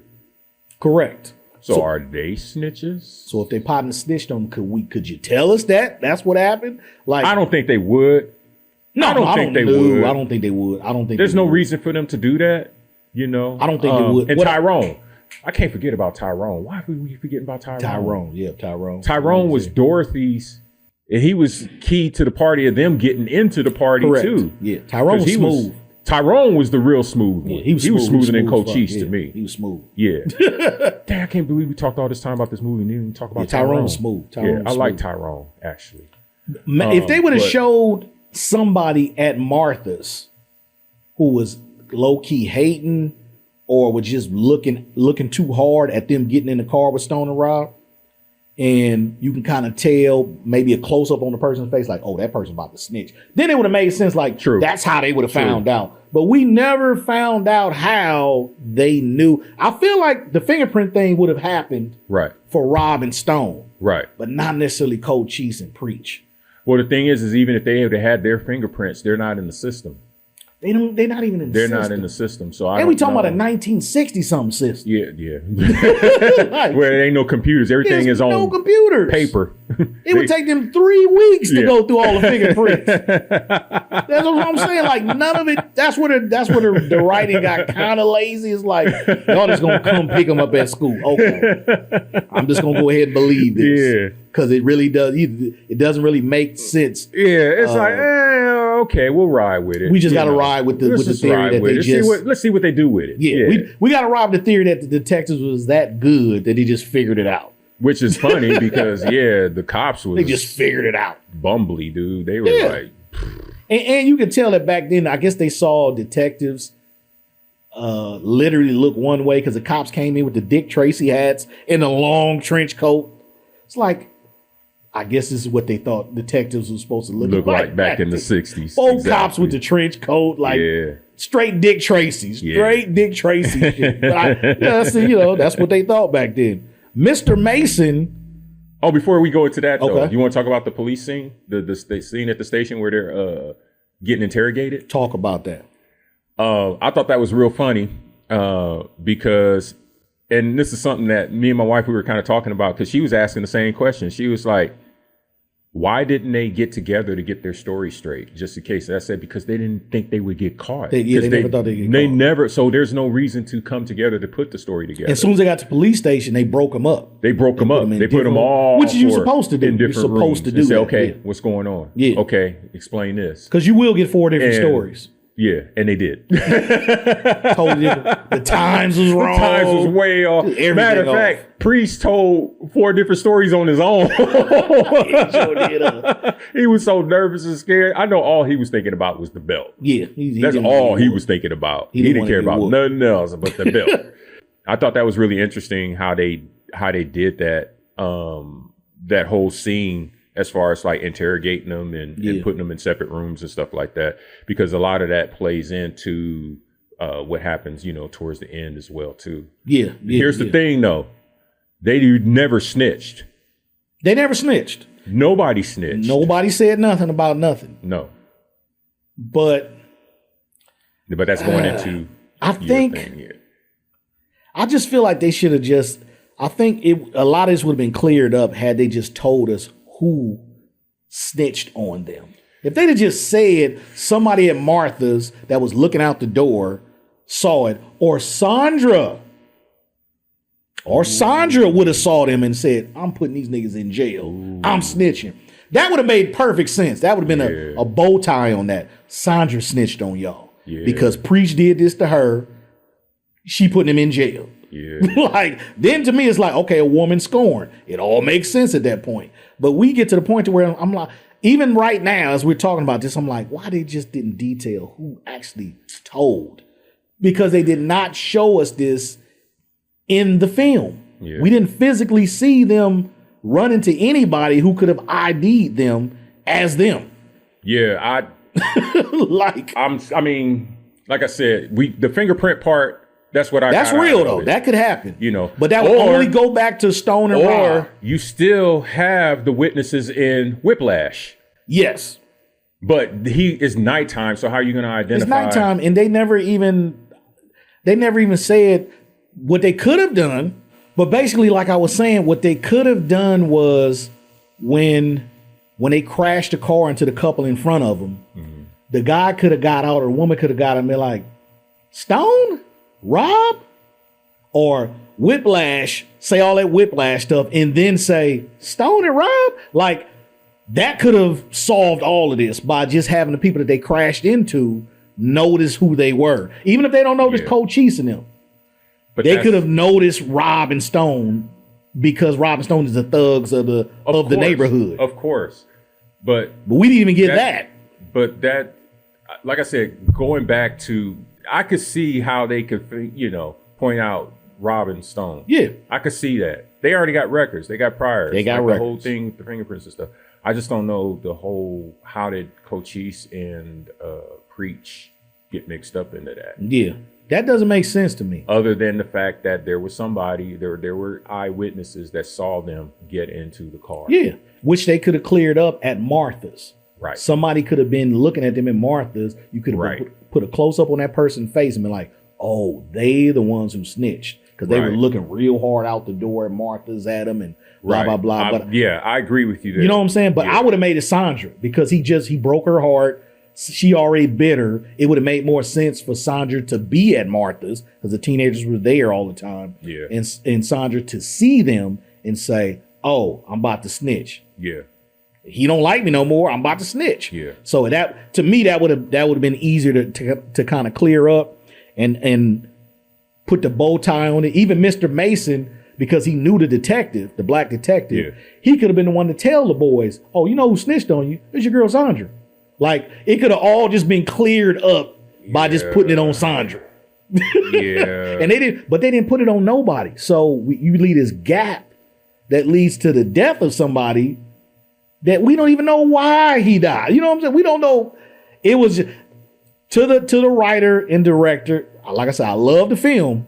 It was just that one little part. It's like y'all could have just tied it all up. It's kind of crucial. It's a very crucial part. On the, considering how it ended. So Preach comes home late, and his mom has heard about the girls. Yeah.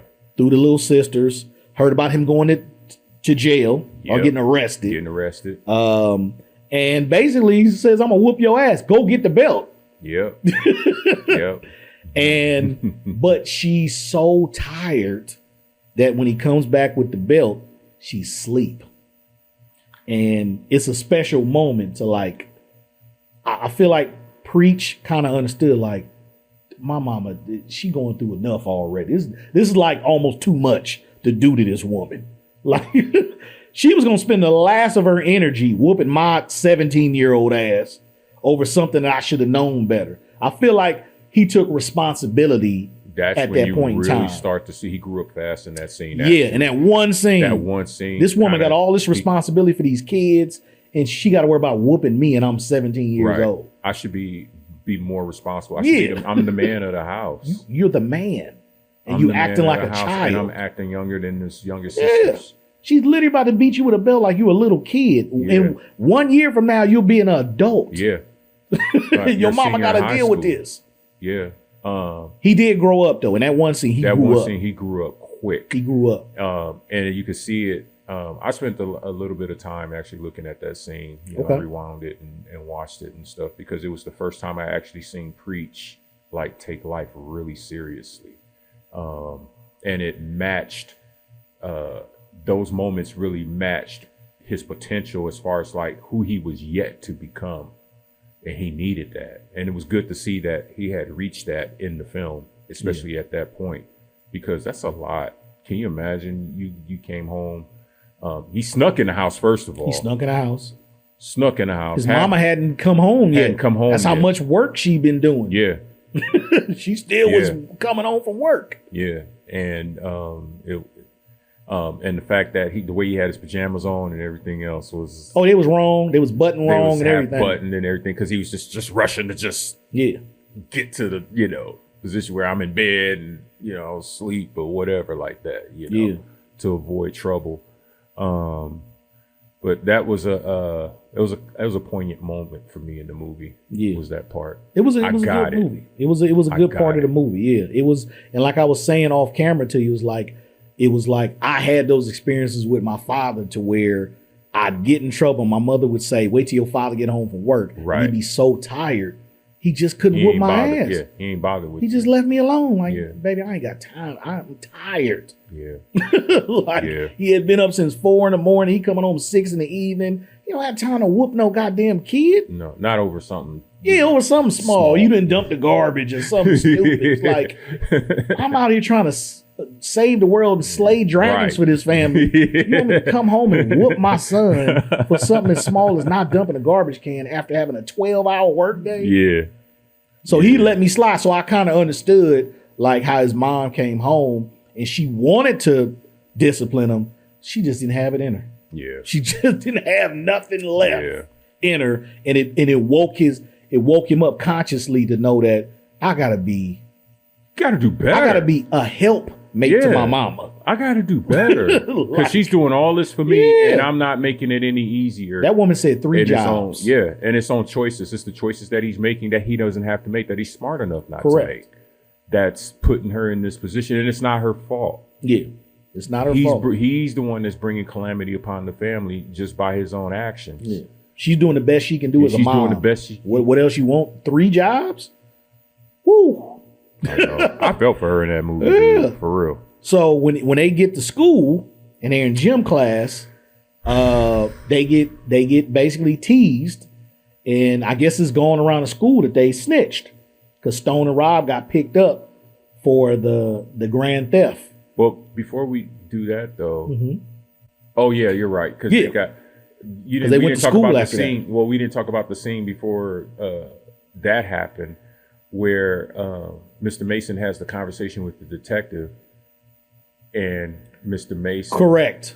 Mr. Mason is the reason why the boys, Garrett Morris's character. He is the sole reason why the boys got let loose. Yeah. Because he was friends with the he was friends with the detective. And as we all know law enforcement. Some of them is our families. We got plugged. Yeah. So he just used his plug. Like, they good kids. One of them getting ready to go to Grambling on the scholarship. I know. The other one is a great writer and basically a good kid. Cut him some slack. Because Mr. Mason pretty much knew they were just riding with Stone and Rob. These dudes ain't car thieves. No. They were just riding with Stone and Rob. They had no priors. Yeah, they had no priors. They was going to school. They were school kids. Yeah, school kids. Like, let them go. Well, Stone and Robert were too, but yeah. But even Mason was like, be lenient on Stone and Rob too. Yeah. He was even trying to get them some time off. Well, I thought that was interesting because it go to show that Rob and Stone were well known in the school. Yeah. That's what I'm saying. I know we mentioned that before, but they were a very important part of Cooley High. They were. Even though they were dropout. I got it. I guess they were dropout students, but Mr. Mason still had love for them. Yeah. You know, you could tell Mr. Mason was one of those Black Power.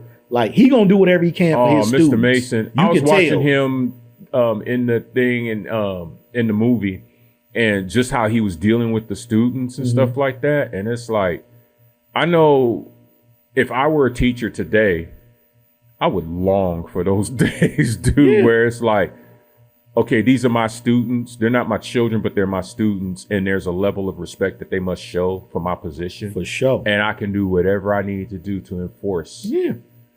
Because there was one point in time he was like, sit down and shut up. Yeah. Like, Mr. Mason was not no playing. joke, but he was also respected. It wasn't nobody going to come up to him and slap him or, disrespect him as the teacher because they knew. Yeah. Even that talk he had with Damon, when Damon had the black eye, he was like, don't play tough with me. I'll bounce you off these lockers. Straight told him that. He was like, whoa. Bounce you off these lockers. Take the glasses off before you come to my class. And then he took them off. He was like, put them back on. That's black male teachers back then. They was not fucking around with you. Like, they was not playing back then. But when he told him, I'll bounce you off these lockers, I'm like, that's exactly how teachers used to talk. They used to talk to you just like that. In Elmhurst, when I went to Elmhurst. Bust your head on these damn lockers, and boy. Whoever's a student at Elmhurst, was a student at Elmhurst back in between 82 and 84 or whatever like that, was watching this. You guys probably remember Mr. Smith. Mr. Smith was a shop teacher at Elmhurst back in the early 80s. And he was the type of dude, he taught wood shop. I took his woodshop class. He taught other stuff, but I took his woodshop class. And he was the type of teacher that you can't be late to his class. If he was late to his class, he had a yardstick, and the yardstick was like a 1x. Ooh. It was heavy. Ooh. Yeah. And he'll smack you with it. Stand you up in front of the class, and however many minutes you were late, that's how many times he smacked you on the ass. And needless to say, and I went to school, and there was some dudes that's like, you know, you wouldn't think that they would just turn around and take a whooping from a teacher like that. From anybody. Yeah. But Mr. Smith at the same time was really respected. Really respected. Right. You know, to where even your parents probably wasn't gonna come up there and say nothing to Mr. Smith. No. They'll believe Mr. Smith over you every time. So, and I've seen some of the toughest dudes, you know, come into class, they come late. You know what it is. Stand up. Let's get this over with. Just a formality. And embarrass them. Yeah. It's just, don't take it personal. Nope. You already know the rules of my class. Don't be late to my class. You already know. So assume the position. I hope if you're alive and you seeing this, man, thank you. Thank you for being the teacher that you were. Yeah, for sure. Yeah, I respect you still. Those teachers like that help kids build character. Yeah. You learn how to be on time, respect people's time, respect adults. Yeah. You learn how to do all that. Unlike teachers of now, who can't enforce anything because of the laws. Yeah, they can't enforce nothing. The powers for them to actually teach and develop have been taken away from them or buffed, so to speak. Bro, you can't even raise your voice at a child. We're not even talking about cursing at them. Just raising your voice could get you in trouble as a teacher. Yeah, now, how are you supposed to teach kids you can't raise your voice? None of my teachers would make it today. I even had a high school teacher. Bro, I wouldn't make it today. Everybody if knew. I was a teacher. Everybody knew this specific teacher. You don't mess with her because she rolled with a pistol, and she was a older black lady. Yeah, and we loved her. Yeah. Loved her. She sold Snickers in class. We could eat a Snickers. That's the only candy we were allowed to eat in class while she teach was the Snickers that she sold. That's player right there. Man, she was awesome.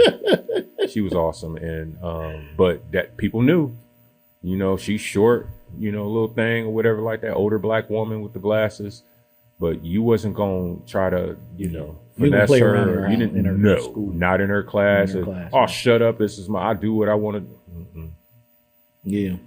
Shout out to those teachers. That took care of business back in the day. But this is also where this important moment, you had a special guest of the kids who were teasing them, Robert Townsend. Yes. A young Robert Townsend. That was so dope. Made a cameo in this. So dope. His very first on-screen appearance, Robert Townsend. And I read a lot of articles, and he was saying that this movie is what made him want to be a director. Wow. This is the movie that made him know that he could do it, even way back then. Wow. Because he was a part of something bigger than himself. And then 12 years later, he does Hollywood 12 years, yeah. Mm-hmm. But this movie inspired him to become who he essentially became as a, you know, world-renowned film director. Not even on a black film director, just a film director. He's just a great film director. Because as film directors, we hate that whole thing of he's a good black filmmaker. Right. He's just a filmmaker. Right. We don't differentiate black from white, from Hispanic, from Asian. We just make films. You're a filmmaker. We hate to be called black filmmaker. Exactly. Just a filmmaker, man. Like, damn. Exactly.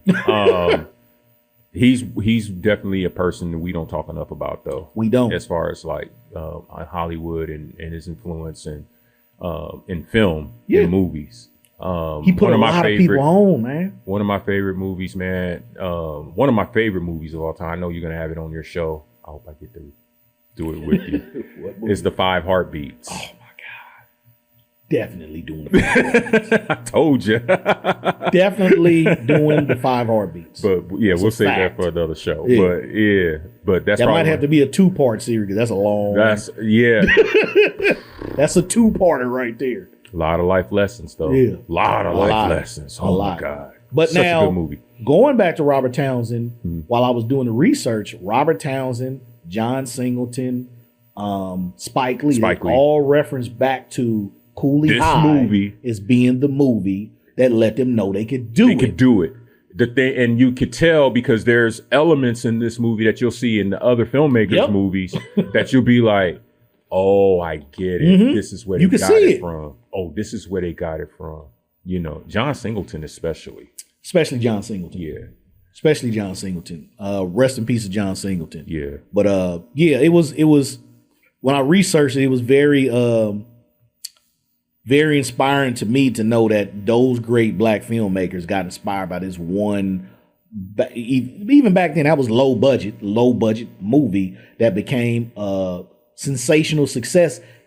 Then and even now, it's like a cult classic. Oh, it's a classic. Dude. It's a classic. Like even now, people still reference it. It's the first on so many different levels, you know, because you got to think back then, how many other films that really like captured the feel and the culture of teens in America. Yeah, you know, and it's the only other movie I could think of from the 70s that probably did that was Ron Howard's American Graffiti. Yeah, which was white teens. Well, yeah. But black, you're right. Black was Cooley High. I can't think of another movie. That's it. To be honest with you, black everything was else Cooley was High. just adults, you know, when it came to black film.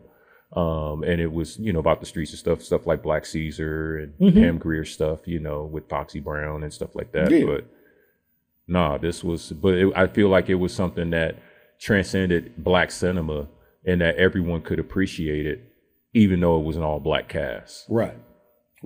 Yeah. No, I agree. So we get to a part where Mr. Mason tells Preach that he's the one that got them out. Well, before that part, so they're in the bathroom, right? Right. Remember that? The bathroom and scene. Mr. Mason, being Mr. Mason, cleared them out. Yeah. Because they was gambling, cutting class, smoking. Oh, here come Mr. Mason. And he's like, if y'all don't get y'all asses to class. He was on them. That's a real teacher back then. Preach came out the stall and Preach was like, and you got to think at this point, so at the beginning of the movie, there was a group, all their friends. It ain't like that no more. Right. It's just Cochise and Preach now. That's it. And everybody's turned on them just about. Because they snitched. Supposedly they snitched. Supposedly. Right. And it's crazy because snitching today is nothing compared to what it was back then. It's common now. Yeah. People just snitch now. All the time. But so when he came out of the bathroom, Mr. Mason for the first time has a real conversation with Preach. And it's like, man, I don't understand you. You're smart. You have so much going for you. Why are you throwing your life away? What is it that you want in life? And remember, Preach is fresh off of what he was dealing with his mom. And he literally took his glasses off and he just said, I want to live forever. What do you say to that? When he said it, I was like, if I was Mr. Mason, I'd have been like, I don't know what the fuck that actually means.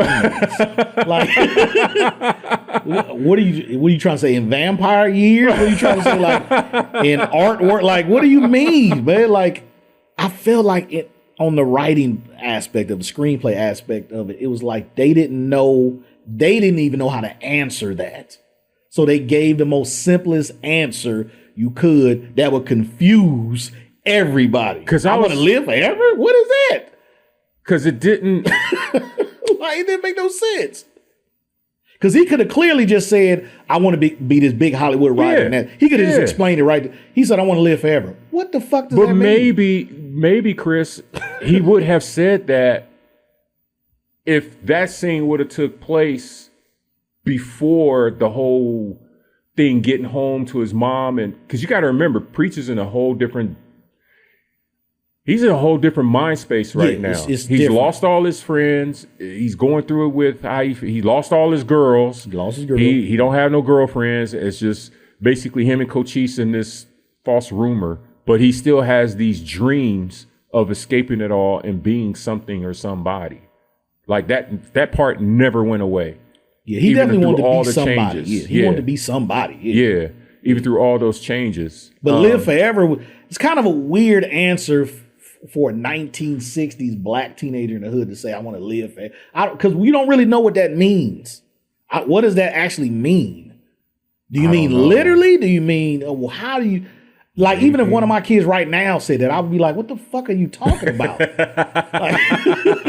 Literally, tell me, what do you mean? Well, obviously, him saying that worked because he really didn't want to have any conversation with Mr. Mason. He didn't want to have no, and maybe that's why he said it. And maybe that's why this he will said end it, the conversation. it totally stumped him. He didn't expect it either. Yeah. And then when he says, I don't know why I waste my time with you guys and get, and talking to the cops and getting you guys out of jail. And then Preach was like, switch. And he came back and he said, light bulb switch. It was you? It was you? Oh my God, it was you. And then, he runs to go find Cochise. Yeah. So he runs to find Cochise to tell Cochise, okay, this is what happened. He runs into Jimmy Lee, who's hustling or doing some bullshit. He got a hoe. He got a hoe. He got a hoe. Jimmy Lee finally got a hoe. Jimmy Lee and his hoes. He finally got a hoe. Oh, yeah. He up there with my girls right now. Yeah. Which means Jimmy Lee had a spot. He said he had one of my spots. Like, damn, Jimmy Lee, like, how you got no hoes, but you got spots, though? How you gonna have spots, but you ain't got hoes? Me and Jimmy Lee gonna have to talk. Yeah, Jimmy Lee should have been the spinoff to Cooley High. Matter of fact, producers, let's do a 2024 spinoff to Cooley High called The Day Jimmy Lee Took Over. Because we just don't know enough about Jimmy Lee. Man. The man of many hats. Yeah, in suits. But hustling white dudes out of money. He got pimps. He got your best friend sleeping with your girlfriend. Oh my he got God. a lot of shit going on. Yeah, man. Got your aunt. He got your mama spending the last of y'all money to bail him out of jail. Right. Like, everything you aspire to be if you ever want to be the quintessential pimp. Yeah. So Jimmy Lee rolls with Preach, takes Preach to the spot. Right. They walk in to tell the big news to Cochise, and Cochise and the girl looks like they're finished having sex. Finished. Look like they're finished. Cochise already smacked them cheeks. He already got in. The business was done. Because the way Jim Lee said it was like he was already over there hitting them. So they was definitely done and putting on their clothes. It hurt. Honestly, it hurt Preach. It looked like he wanted to cry. But like an angry cry. Like he couldn't believe what he saw. Now, that brings us back to, was Sandra even his girlfriend to begin with? Sandra was his girlfriend. The breakup wasn't. The breakup was supposed to be when he kissed Brenda. But it was never an official breakup. No, it was a silent breakup. That's the problem. It was a silent breakup. And how Cochise found out about that, I don't know, because he wasn't there for That's what I'm saying. There's so many things that he wasn't there when they kissed. Explain. Other than the only thing I could think of is that it went around school, because that's the one thing that you could be sure of. Whatever happened, the whole school knew. Oh yeah. So that's a fact. With Cochise, I think this is the one time I think Cochise really messed up. Yeah. I don't mind all the antics and everything that he was doing and blah, blah, blah throughout the whole movie and everything like that. But I really think he really messed up, and he knew especially after he saw his friend, he's like, damn, I really messed up. Yeah. I shouldn't have did. Now he's got a regret. I shouldn't have did this. Yeah. But Cochise didn't see. My thing is, he never showed that type of character of somebody who would do that to his best friend. But they never played that out to where you would think he would even do some shit like that. So there's some real dynamics behind all of this. Number one, you got to remember, that's why we going back to the scene in the stoop where we had missed, and then we went back and covered it. The whole movie, Sandra is not giving Preach nothing. She ain't getting no play, and that's his girl. But why is that though? Is it because she didn't like him like that, or did she secretly like Cochise? See, I feel like it's so many layers to that one relationship. Is like, what if we found out later she really was always in love with Cochise, and that's why he never got the draws? Then it would make sense. But everything that's happening and lead up to Cochise sleeping with her, it makes no sense, because he didn't have a character. He didn't have a character built up to be the type of person that would do that to his best friend. And That's Sandra never showed interest in him. No. So where did we get them having sex at? Like, I don't know. You see what I'm saying? I don't know. I hate this about me because it's the film director me. I need to know this information. Oh yeah. So you This can will connect the bother dots. me. Yeah, this will bother me forever. So that why you we can- didn't understand that part of the game. Well, you have to do that so that you could be invested in the characters and invested in the film. You know what I mean? So it didn't make no sense to me. It made sense to what Jimmy Lee said. Oh, this nigga in here tripping over a bitch. Yeah. Like, that made sense. Like Jimmy Lee was like, I know this nigga in here tripping over a bitch. yeah, Sandra played herself. She played herself. She played but herself it just bad. didn't make no sense that she would do that with his best friend, and that his best friend would do that to with him. her because he knew that was at He some knew point it. that was his girl. He knew it. Why would you do this to this dude? I told my wife, I was like, when she saw that, I was like, you know what? That's something I've never done. Anybody that knows me knows Bruce Bowers. It's like, you know, Chris, if we were single or whatever like that, and you was dating this girl, and you guys broke it off, and even if she asked you, hey, I want to go out with your boy Bruce, is it cool? And you said, you know what? I ain't tripping off you like that. You can go out with him. I wouldn't do it. Just wouldn't do it. Why even test those waters? That's the thing. Like, why even test it? Even if I gave you the approval, I wouldn't do it. Why test that? I wouldn't do it. They outnumber us 11-1 once again. I knew you was gonna go back to that. Oh man. Why would you go for the one woman that could hurt my feelings? And it's 1,000 women out there. But it goes back to, they say, a man is gonna cheat, whether in a professional environment or whatever, is gonna be proximity. So these are the women that's closest to you. Yeah, you can go out and go to the club and find some other women, but that girl that's always on you, right next to you in class, is probably the one you're gonna smack. Yeah, later. It's a sure thing. It's a sure thing. Yeah. Most businessmen, it'd be the secretary. It's the woman that's closest to you. She ain't even got to be attractive. She's the closest to you. True. That's man. So I think that's kind of what happened with the Cold Cheese thing. Was like the girl that he saw all the time was Sandra. Yeah. You know what I'm saying? Especially when she was around with Preach, but even after Preach, he probably still saw her a lot because of school. Like he saw her a lot.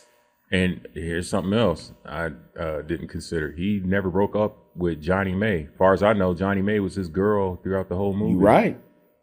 You right. That's what I'm saying. There's a lot of stones that didn't get turned over to reveal things.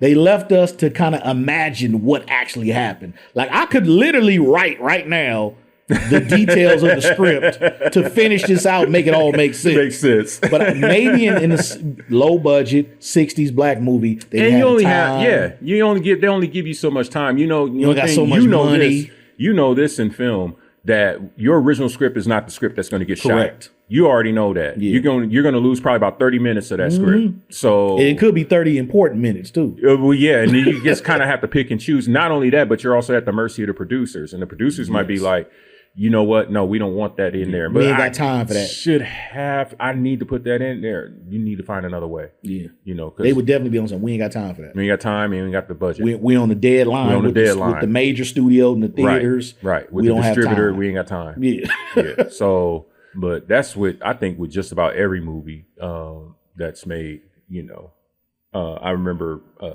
off subject a little bit. I remember RZA when he did Men with the Iron Fist. That movie was supposed to be twice as long as it is to really explain everything about, you know, the characters and the scenes and stuff like that. So that's why I kind of appreciate like directors like Quentin cuts. Tarantino. Yeah.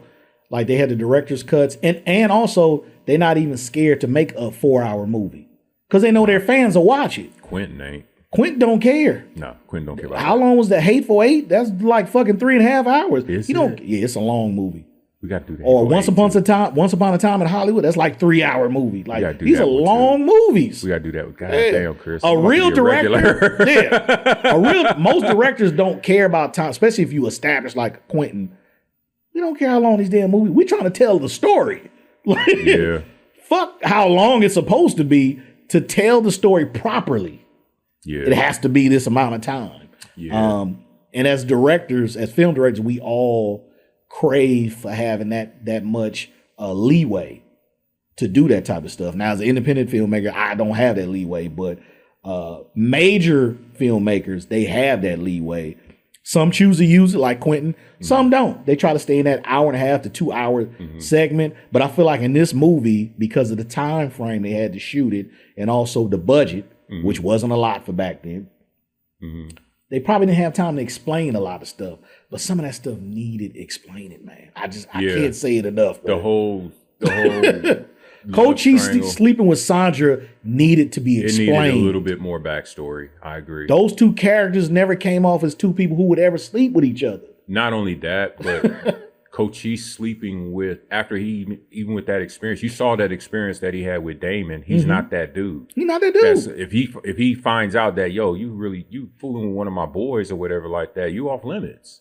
That's a great point. He showed that with the Damon fighting incident. And Damon is nowhere near as close to Damon as he is with Preach. Right. He ain't disrespectful like that. So for him to be this blatantly disrespectful is kind of weird of his character. It was weird. It was weird. I'm just going to keep it real. I love the movie, love Cochise's character, but this one part of the movie was like, that's not really him. No. He would not have done that. No. Maybe the other fellas, maybe Rob. Yeah. Maybe Stone. Oh, of course. You see what I'm saying? Yeah. They would smash Chandra. Oh, yeah. Maybe Willie. Willie would too. But not Cochise. Tyrone. Yeah, probably. Pooter definitely would not. No. He looked up to Preach. He would not have done that. He looked up to Preach and Cochise. So, no. So now we get to the kids are back at Martha's. Yep. The soul food spot where everybody seems to hang out and dance. Once again, they're dancing their asses off in this soul food spot. They're doing that slow. I mean, they're dancing their asses off. Yeah, Martha Reeves and Vandellas dancing in the streets. Martha should be charging a grip to have them come in here and dance and eat. I hope she is. Why she ain't? Well, I guess she couldn't serve drinks. They only teenagers. Yeah, nah.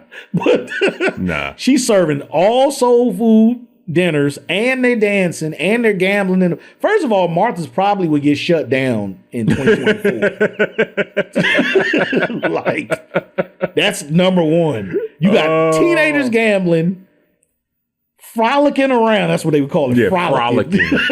Good choice of words. In your establishment. Right. With no parental supervision, but you and a meat cleaver, which you use for all your dishes. Yeah, dishes. Right. Not to mention the fire code, because the place was packed all the time. Let's get to the fire code. Fire marshal come up in there and board it up. Kick everybody out and board it up on the spot. It was probably 3 times as many people that was supposed to have the occupancy, right? They exceeded it by the maximum occupancy by 3 times. It was never designed to have a dance floor. Or a gambling spot, and a gambling spot, and an eating spot. And it was not up to health and safety standards, because if you see the bathroom scene, that bathroom was horrible. That was a horrible bathroom. I'm going to the back alley to do my business. There's bathrooms in Rikers Island that are cleaner than Martha's bathroom. Martha's bathroom, very suspect. Martha, very suspect. I just would not. You gotta do better, girl. I would not want to eat your soul food after that bathroom, man. Especially if I found out you the one cleaning it. With a cleaver.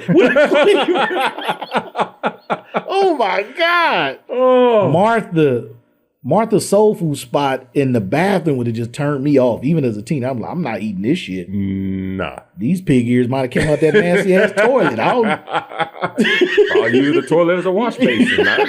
Just rinse them off. I've never seen her washing no dishes in this whole movie. Like, what's going on here? Was there even a sink behind the counter? I gotta look and see. I don't think there was. Was she using the bathroom sink? It almost looked like I'm reaching. On the inside, on the outside, it looked like a establishment that could have been so. On the inside, it almost looked like somebody's home that was reconstructed to look like a soul food place. Because it was kind of small and weird shaped. It was a janky place with a counter, but tables. But she was cooking on a real house stove. Looked like it wasn't even like a commercial stove. Nah. So it was kind of weird. It was like a weird. Man. I don't know. But Preach is at Martha's trying to talk to Brenda and explain. He's trying to smooth it all out. Trying to smooth it out. Yeah. Damon is there. The hater is there. Yeah. Stone and Rob comes in. Preach peeps that because he hears Damon say, Stone and Rob, what's up, y'all? Blah, blah, blah, blah, blah. And they tell him that, they bailed out or whatever. Can you imagine the feeling? He probably felt like he's about to get killed. So I can't imagine. I know with me, and the messed up part about it is that you would think, okay, now how you got out, right? Mm-hmm. Why wouldn't you just tell Rob and Stone then? I know. But that's what I would have done. Here's the reason why I think he didn't do that. I think he didn't do that because you got to think he's all messed up from what he just saw with his friend and Cochise and his ex-girl.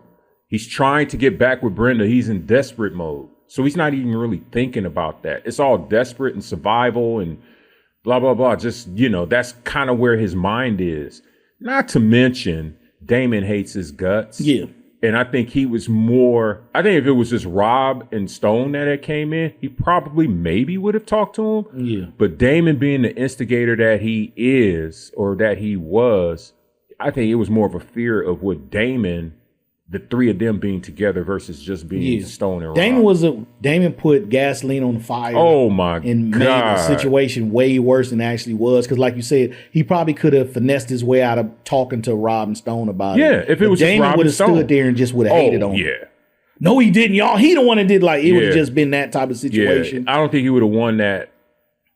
He wouldn't have got through to Rob and Stone with Damon there. He wouldn't have got through. Because I think they knew his true heart. If he'd have been able to talk to him one-on-one, they would have understood, he ain't that type of person that would have snitched on us. Right. But with Damon there, all hell would have broke loose regardless. He's just no good, huh? Damon was a fucking hater, man. I hate his goddamn character, man. I hate his character, man. It is nothing. It's like whenever Damon comes in the room, it's not good. It's just not good. It's just not good. I felt worse about Damon than I did with Rob and Stone. Yeah. At least you understood, hey, they're this is why. Yeah, they're mad because of this. Yeah. But Damon's still mad about the girl. Of course. He's still pissed off about the girl. ass whooping. And the ass whooping. Don't forget that. He got humiliated. They didn't jump him. He got whooped by one dude. Yeah, Cochise beat his ass. That's all. You lost. You took an L. Yeah. But he ain't. He wasn't going to take the L. Yeah. So they catch him in Martha's. There's an incident where they're running around trying to catch him. He goes into the bathroom where there's a young lady on the toilet. Now, it was corny to me now as an adult seeing that scene, but I guess in the 60s that was it was supposed to be a hilarious scene because the girl is falling all over the toilet screing, top of her lungs. He's fighting her. He's trying to use the bathroom in peace. Yeah, she's trying to use the bathroom. He's trying to get out. She's hitting him with the plunger. I guess that's supposed to be funny. To me, I was just like, this is a scene that I could have done without the bathroom scene. I would have had him crawl out the window in the bathroom. He couldn't. That's what I'm saying. He couldn't, but that's what I would have done. Because I felt like that bathroom scene went along a little bit. It was too much. It went too long. It did go a little too long. Let's be real. A little bit. It went on 2.5 minutes of them just yelling at each other. And then eventually he talking shit to them outside the door. I know. Yeah, you ain't nothing but a bunch of suckers and blah, blah, blah. Bruh, you can't even get out the bathroom. You might want to shut up. Yeah, for real. It's like he didn't think past that moment. Yeah, it's like you can't get out of his bathroom and they're standing outside. So, of course, Martha comes to save the day. Yeah, Martha. With the meat cleaver. Getting ready to, chop up some bodies. Yep. And then chop up some pig feet with the same. And serve it to her customers, right? Martha and her meat cleaver. That used to be Rob and Stone. Y'all getting a special today. The Rob and Stone special. Sauteed with the pig ears. Oh my God. Wow. So he gets away from them. Mm-hmm. He gets out. Well, they go outside because Martha made him go outside. He sneaks out the side door. There's a chase through the hood of the streets, and this is another standard that they put in all movies. I hate that they put this in movies. I know what you Somebody's running away and somebody jumps in a garbage can and they always get away with it. Yeah. Why wouldn't anybody ever check the garbage can nowadays? If I'm chasing anybody in the alley and there's a garbage can, I'm looking there first. If I don't see them in a long distance running and I know that I would have had to see them running in this far distance, check the garbage can right there. Why would you run past the garbage can? This happens I'm not shitting on Cooley High because this happens in every movie. In every movie where somebody's being chased in the alley, I think they jump in a garbage can and get away.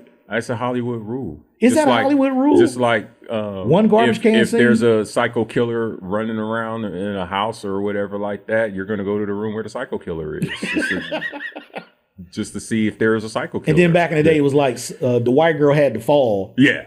Yeah, she's running away from she's running away from the psycho killer, and she's not getting away. Especially if you're in the beginning of the movie, it's like and they start off with the scene of the white girl, and she got a towel around her, and you're watching a thriller. She's dead. She ain't gonna make it. She's got. Let's time how much time she got left to live. Yeah, because she's dying. She's dying a horrible death. Yeah. So he gets away. He meets back up with Brenda to try to find out where Cochise is at. Cochise is now getting his ass kicked. Well, not just yet.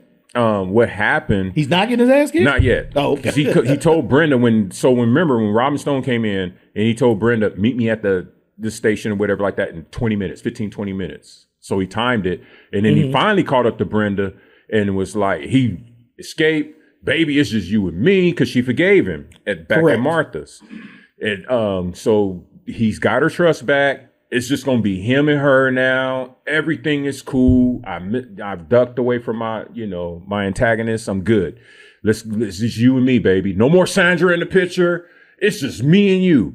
I'm on cloud 9, baby. I'm in love, as he says. And then she goes, well, Cochise was looking for you. And then it all comes back to him. Oh, I gotta. And he's like, he was? No, at first he was like, later. Oh, he was? Ha! Later for him and blah, blah, blah, blah, blah. Let's not forget that. Yeah. And then when she brushed told it off him, at first. Yeah, but when she told him he was looking for you, and he went to Martha's, and he already knew what was up at Martha's, and it was Robin Stone. So now it's not even about what Cochise did. It's now about this my partner or my friend who could possibly lose his life. Yeah. They went back to being friends something. Again. Yeah. They went back to being friends, but unfortunately, they didn't get a chance to talk it out, make up or anything like that. And that's what was so dope about it, is like they never had a chance to have that final conversation that I love you, my brother. He's running around with this secret that could put everything back to what it was. That's the one thing I can say they did great in the screenwriting, is that conversation never happened. It truly became a tragedy because that one thing never got done.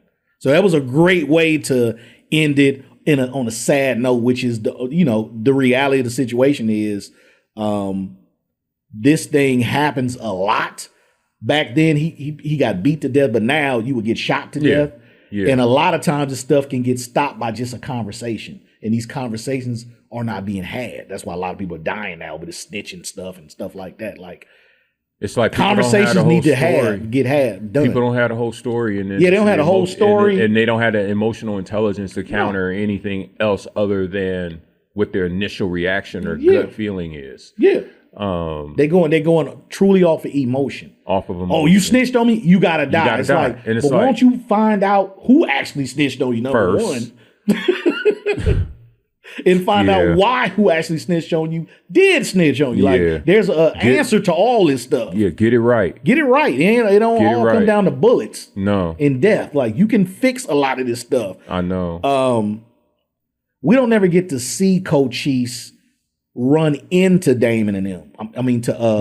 Rob and Stone. We see him getting beaten by him. Well, the reason why after that whole scene happened and Preach left Cochise really needed to talk to Preach. Correct.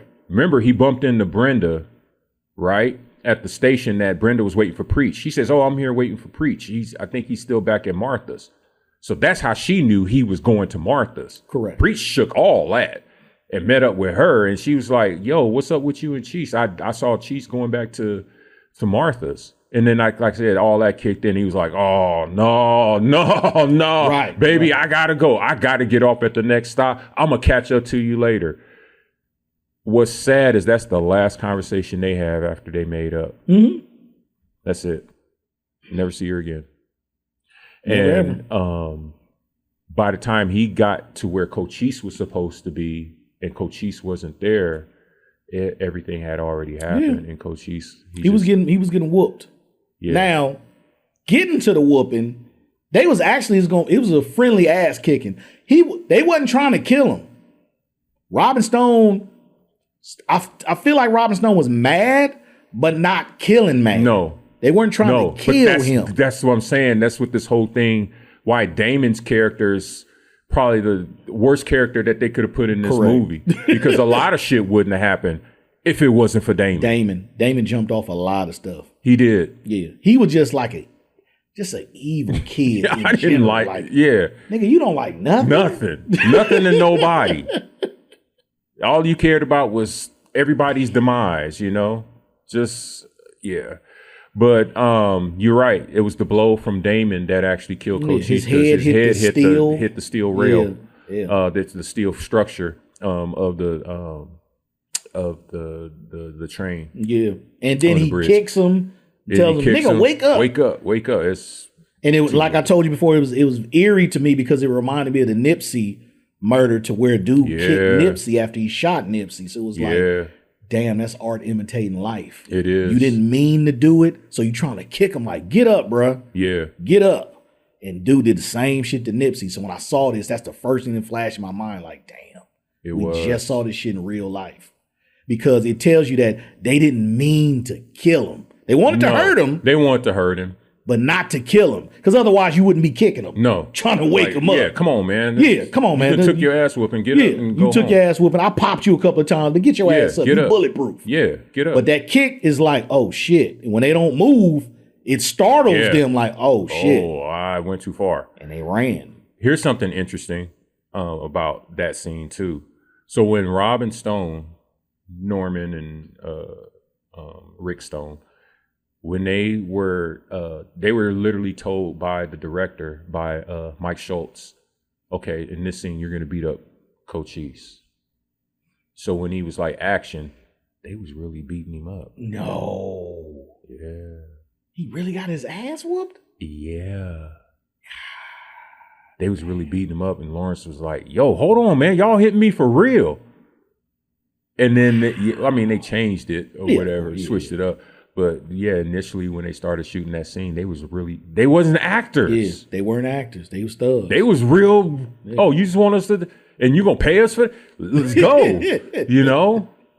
Fuck and they him was up. And they had it wasn't like they was trying to kill him. Yeah, that's the whole point. They wasn't trying to kill him, but they was going like, oh, he'll heal. Yeah, they was gonna touch him up. Yeah. It was more of a that ass whooping they was gonna give Coach Cheese in the movie was more of a learning lesson. Don't snitch on us. It was not meant to kill the man. No, it wasn't. Because clearly they are out of jail. It's not like they're in jail for life over something. It wasn't that big of a deal to kill the man over it. And they had got out. And so it wasn't like they served time and got out. They got out. Parole. Like a day later. Yeah, like I don't know. Maybe they got out on parole or something like that. I don't know. But they definitely got out. Yeah. So even with their records, they got out. So it doesn't, So do you think Damon did that on purpose though? Killed him? You think he wanted to kill him? No, I don't think he wanted to kill him. I think he probably wanted to maim him. I think if he'd had a steel pipe, he would have put it through his shoulder. He definitely wanted to hurt him. Yeah. Worse than Robin Stone. Yeah. Yeah. He wanted to hurt him way worse than Robin Stone. Right. But I really don't think he wanted to kill him neither. It just wasn't that type of offense. Even you messing with my girl, I don't want to kill you for that. Like, I just want to beat your ass so you just know to leave her alone. But Chris, you keep saying mess with his girl. He messed with his girl and he beat his ass. You got to put that. Got to put it together. That's like a double slap. That's not a. That's a. You know what I'm saying? So that hits a little harder. Damon, I do feel though that Damon didn't want to kill him, but I feel like that's why they showed the kick part. Like, get up, man, get up. Like we were just fucking around with you, bro. Like, get up. So it shows you, but it also showed that they knew they fucked up because they all started running. Oh yeah. Like, oh yeah, we going to jail. Yeah, we out on bail right now. Yeah. So like I was saying, Damon's objective was to hurt Cochise. Correct. And hurt Preach. If Preach would have been there, Preach got his ass whooped too. Yeah. Like the hatred was more towards Cochise, of course, but Preach would have got his ass whooped too. Let's not understand that. That would have been a double ass whooping had Preach would have been there. Yeah. But I don't think they wanted to kill him.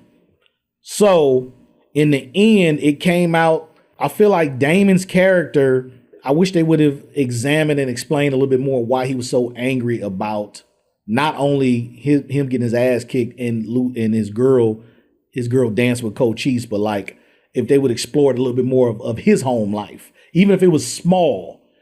Because he seemed, the anger was a little bit, it was more, it felt like it was more to that anger than just the girl dancing and him punching him. It feels like he really hated Cochise.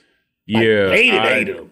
I feel that way too. There's a lot I feel that probably happened between those two characters before events in the that's movie. how I feel. Like they might have had a fight before, or something happened between those two years before, maybe in middle school. Yeah. Maybe in elementary. He probably got his ass whooped then too. You see what I'm saying? Like he never got over it. He never got over that. And he probably had his girl taken. And he probably had his girl taken. So it's like, I wish they could have kind of explored that, like, and would have said something like, yeah, remember in 7th grade, he knocked him out back in 7th grade too. Then it's like, oh, that's why he hates this dude. Oh, he shined my other eye. Yeah. Somebody would have made a joke like, oh, now you got this eye knocked out. Yeah. Then it'd be like, oh, that's why he hates him so much. Yeah. Every few years he gets his ass kicked by the same person. Over the same reason. Yeah, same reason. A girl. Like that would have actually made sense. But so Cochise dies, everybody runs, they're at the funeral. Mm-hmm. The family's having a service for Cochise. Preach is like hiding behind, he's not a part of the service. No. He hiding in the cuts. He's attending, but in the cuts. In the cuts. Maybe out of respect. I don't know what that is. What do you feel like why he wasn't there with the family? I think there was so many feelings that he had. And the thing is that everything ended with him. It was a lot. He had the secret. He lost the girl again. He lost his best friend. The girl that he really liked, that he really felt he had a future with. The girl he really liked. Yeah. And I mean, well, they worked good together, honestly. And the fact that he didn't get a chance to get the info out that they didn't snitch and that it was verifiable information. Yes. He didn't get a chance to make up with Cochise over his ex-girl. He didn't get a chance to make up. There's a lot, dude. And you got to think, this dude is 17 years old. Yeah. So I think it was a lot of things he didn't feel like addressing. Because no doubt, if he would have attended, there would have been a lot of questions to Preach. Yeah. Everybody. Being his best friend, everybody was being his best friend. What happened? The last person to saw him, all this stuff. What happened between you and him? Once again, probably went around that, Preach and Cochise, they're at odds because Cheese was sleeping with his ex-girlfriend. You know what I'm saying? It's just stuff like that. And I'm going to be real with you. If it was me, I wouldn't want to deal with nobody. Correct. I wouldn't. I'm done. I'm just done. Mentally, emotionally, I'm spent. Yeah. So I get why he didn't want to be a part of any of that. Right. Unfortunately, it was a lot of people that he loved, including his own family, his mom, who he started really feeling for, and understanding as an adult what she was going through, what she had to go through to keep a roof over his head. Mm-hmm. It's a lot. Interesting point. It's a lot, man. It goes through your head. It's like all the times I messed up. And like you said, And especially the at that choices I age, made, at that age, he feels responsible for. He probably feels responsible for everything, everything. that happened in the movie. he feels responsible for Everything that happened in the movie. Yeah, which is a lot on a 17-year-old young black man to carry the death of your friend and losing all these women in your life, your mama working 3 jobs. Like, he feeling all that pressure. He feeling all that pressure. On top of the Rob and Stone thing was never cleared up as the funeral was going on. So he might still be running from them. Like, you see what I'm saying? Like, he's still like, they killed Cochise. They looking for me. They look for me.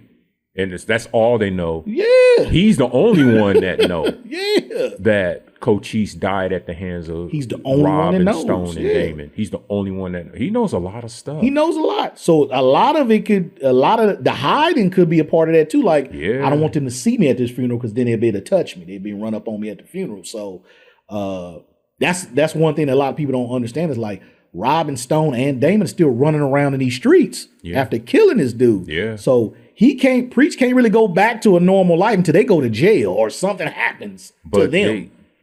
So he's, man, that's just tough. It's tough. It's tough. Because like I said, he's the only one that knows all of that.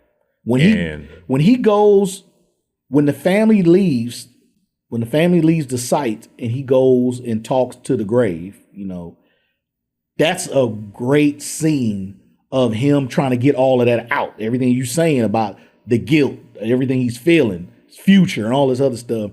When he's talking to Cochise's grave, I love that scene because that's actually what happens to people. You want to have that last conversation. I liked the fact that the person that they chose, or that the director chose, that would be the last person to see Preach was Pooter. And I think his name is Corn Rogers, the actor. Yeah. That was dope. Rogers. That was dope to be Pooter. That was one of his best scenes, or one of his best performances, because he was in tears. Everybody's in tears and confused and everything. And nobody knows if Preach got away or if Preach is alive or dead at this point. You do know that, right? Yeah. So for him to see Preach and see that Preach made it out alive, at least to now, that was like a ray of sunshine in a rainy, cloudy, stormy day. Right. For Pooter. Preach made it out. Preach made it out alive. Yeah. Because like you said, they didn't know. No. He'd be dead in the grave somewhere. Nobody knew. Everybody was looking for him, dude. Yeah. Brenda was looking for him. His mama was looking. And no doubt, he's thinking about all of that too. Yeah. And it's like, I just can't come out. Bad as he wanted to hug his mom and maybe even had that talk with her and say, Mom, I know I was messing up and everything like that, and I made life hard on you, and I'm sorry. He didn't get the chance to have that talk with her. Yeah. Like, I'm going to make you proud now. I'm going to stop all this bullshit, and I'm going to go out and do something with my life and make you proud. Yeah. No, it was deep. That last scene, that whole last sequence is deep. It's deep. Because it's the reality of a young man growing up and understanding, like, his purpose now. It can't be this bullshit that we've been doing that got my friend killed. I have to be on my purpose now, which is to go after my dreams so I can provide for my family and be a productive citizen.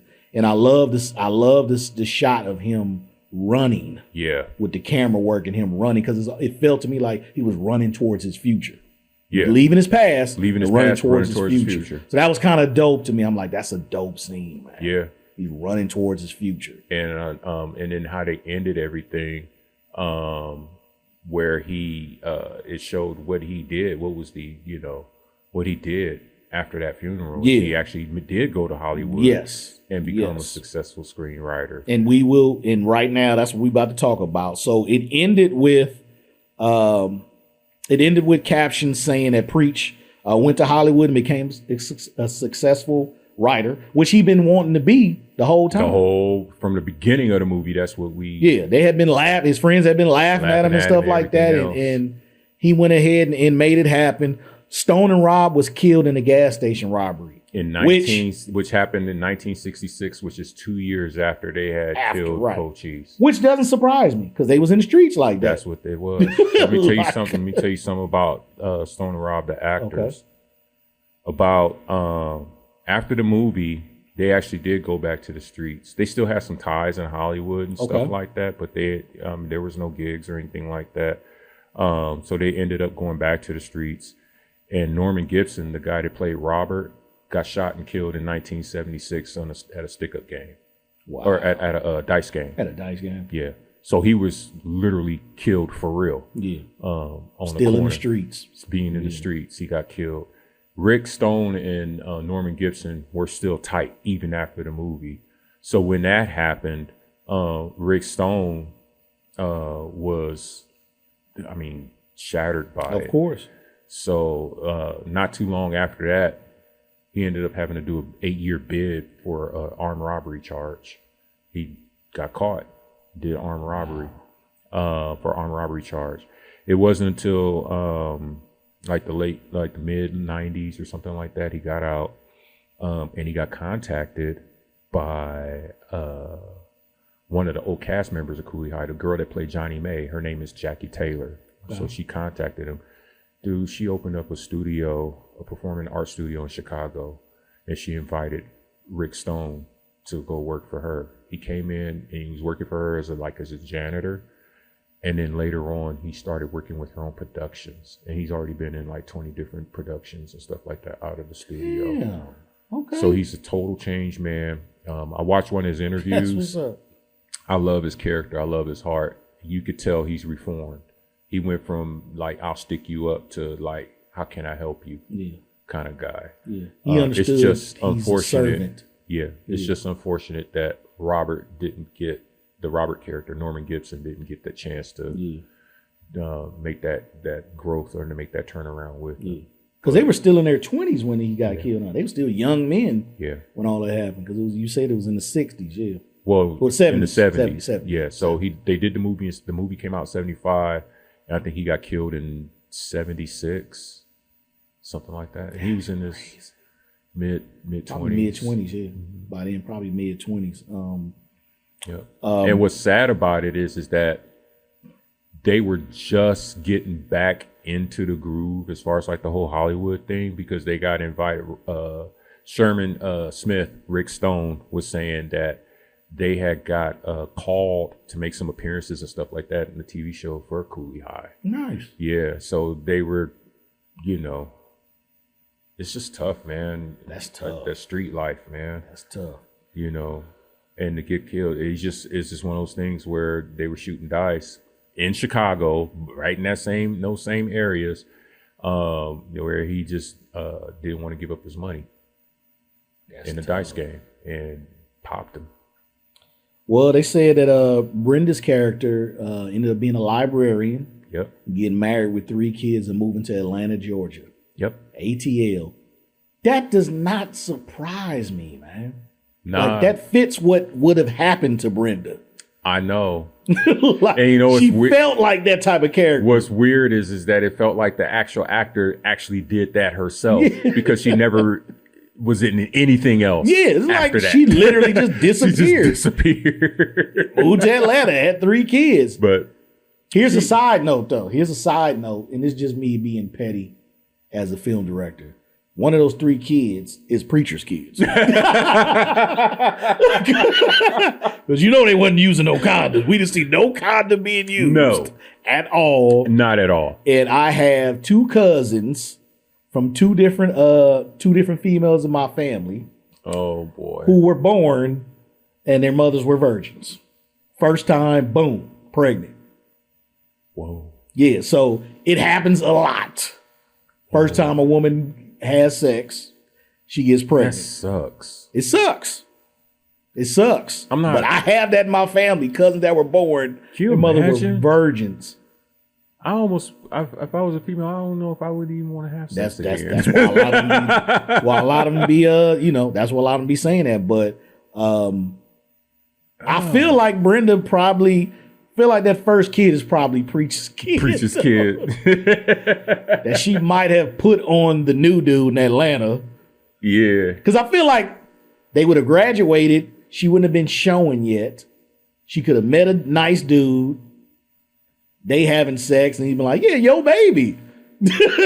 And he just so, overwhelmed by by who she is that he just went with. I feel like that first kid is pretty scared. I mean, I don't know what else to say, dude. They was going at it pretty tough. Yeah, and they there were. was no condom used They at were. all. So it's a good chance that she probably ended up pregnant in that scene. But we'll never know. No. But we do know she had 3 kids. Yeah. Damon's character is a sergeant in the Army and stationed in Europe. Now, this is the one that pissed me off the most. Damon should have been shot and killed in some type of robbery going wrong in the streets. His character was too evil to survive this. He instigated something. He would have got caught up in an instigation of some event or whatever like that, and it would have backfired and it would have killed him. Yeah. I wouldn't have minded that. Yeah. I didn't like the Damon character. Very weird that it's very weird that they let him escape unharmed. He just moved on with his life. Like he never even did nothing. But at least they put him they made the ending for him, if nothing like that was going to happen to him, it matched the character and the kind of person he was. That's a good point. That's that's a good send off, I think. That's a good point. Yeah. He that makes sense. I could see him being a sergeant in the military. You could. Yeah. You could. He had a certain aggressiveness to him that you can see him being a sergeant. Right. And then also that type of position, he could instruct other young men on how to be upstanding young men. Like hopefully. You know what I'm saying? Hopefully. Well, yeah, let's hope. Let's hope Damon went that way.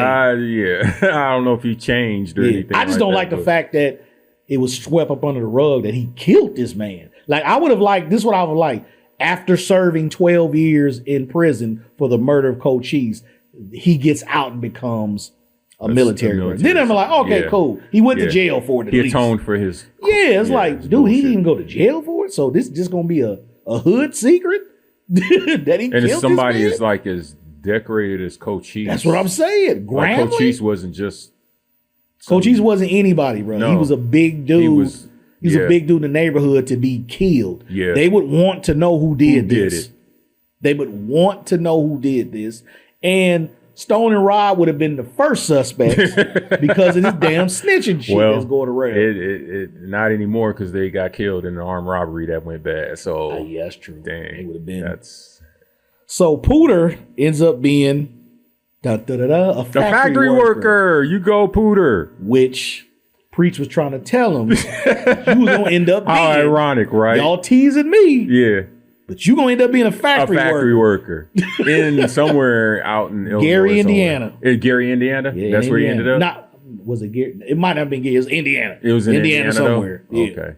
So he ended up being what Preach didn't want to be. I'm not trying to be like y'all niggas. Y'all gonna end up factory workers somewhere, and I got dreams. I got goals and stuff. And I respect him for that. You gotta respect him. He stood on business. Yeah. This is what I'm gonna do with my life. But I know where you gonna end up. Yeah. You ain't trying to do nothing with your life. Yeah. So he was smart of knowing, how he was gonna end up. Tyrone killed in the 1968 riots. That kind of sucked. That sucked. That really sucked because the thing about Tyrone throughout the whole movie, when you watch the movie, Tyrone was like down for his boys. Yeah. And down for his girl too. Dorothy, he was an interesting character in that you didn't think that he would get involved in something like that. Right. But who knows? After school is over and stuff like that, he needed a cause to be a part of something big. Yeah. I could see that. Yeah. It was sad that they said that that's how his character ended. His character ended. Yeah. It was in 68 he got killed. In the riots. And if anybody who doesn't understand how serious it was, the late 60s in every major city of the country was on fire. LA, Watts, Oakland with the Panthers, Boston, Chicago, New York. It was across all the late 60s everywhere. Was a motherfucker. Oh my God. It felt like black people just like, we had enough of this shit. We burning it down. Like Ice Cube had that song, Burn Hollywood, Burn. They was on some like, we burning all this shit. Yeah. If y'all not gonna respect us as people who contribute to society, we might as well burn it down and start over. Killing all the leaders. So every major city was getting torched to the ground. They was killing all the leaders. It was killing the leaders. It was killing, and nobody was going to jail for none of this stuff. No. Like nobody went to jail for none of this stuff. No, one of the most. There's a couple of them when it comes to history, the history of black people, and us just trying to make a statement in society, that we are somebody. Is the whole Fred Hampton case. I don't know if you're familiar with that. Fred Hampton, yeah. The whole Fred Hampton case. I don't care what you say. And I'm probably going to get you in trouble for saying this, but that was straight up, unadulterated, no doubt about it, murder. Of course. Yes, it was. And the whole case with Medgar Evers and what happened with him. Yeah. I think his shooter did get tried and was acquitted by a 12-person jury. He was innocent. He was found innocent and killed him in cold blood on his own front lawn. Yeah. And damn. Yeah, that's just crazy to me. That's the shit that and the we thing had to deal with as people. That I don't remember if it was you I was having a conversation with, but Medgar Evers was actually a decorated soldier with medals. Yeah, we was having for serving in World War. I think it was it World War? He served in Korean War. He served somewhere. Yeah, in a real war. In a real war. A real war. Right.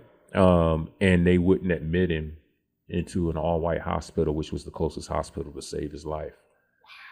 Yeah, it was like, nah, we don't allow. And it's like, this is, and he, this Medgar Evers, this is what he did, and he's dying. And it's deep. Like, can't let him in. That's deep. So, of course, they did finally fight to get him in, but it was too late. But that's deep. Yeah, man. So anytime you talk about like the sacrifices Black people made and stuff like that, just for the revolution. And why I would never compare something like an organization like Black Panthers to the KKK is because Black Panthers is not founded on hate. It's Black Panthers actually existed to help the community, and basically become self-sustaining. That's what they preached. Let's take care of each other. That's what it was about. Right.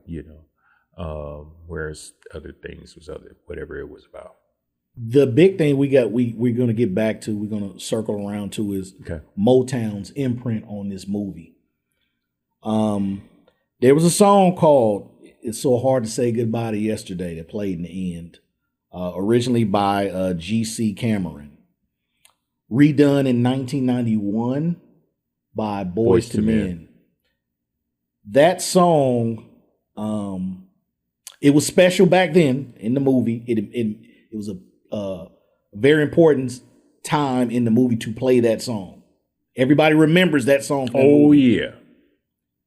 But the fact that Boyz II Men all those years later redid it and it hit number one on the planet as if it was a brand new song. Yeah. Like that blew my mind. Even in 1991, I was like, isn't this an old song from another movie? I remember my father saying, yeah. But they re-released it on Motown again. Yeah. And it blew up again. That shows you the magic of Motown. They did it twice. Yeah. With the same song.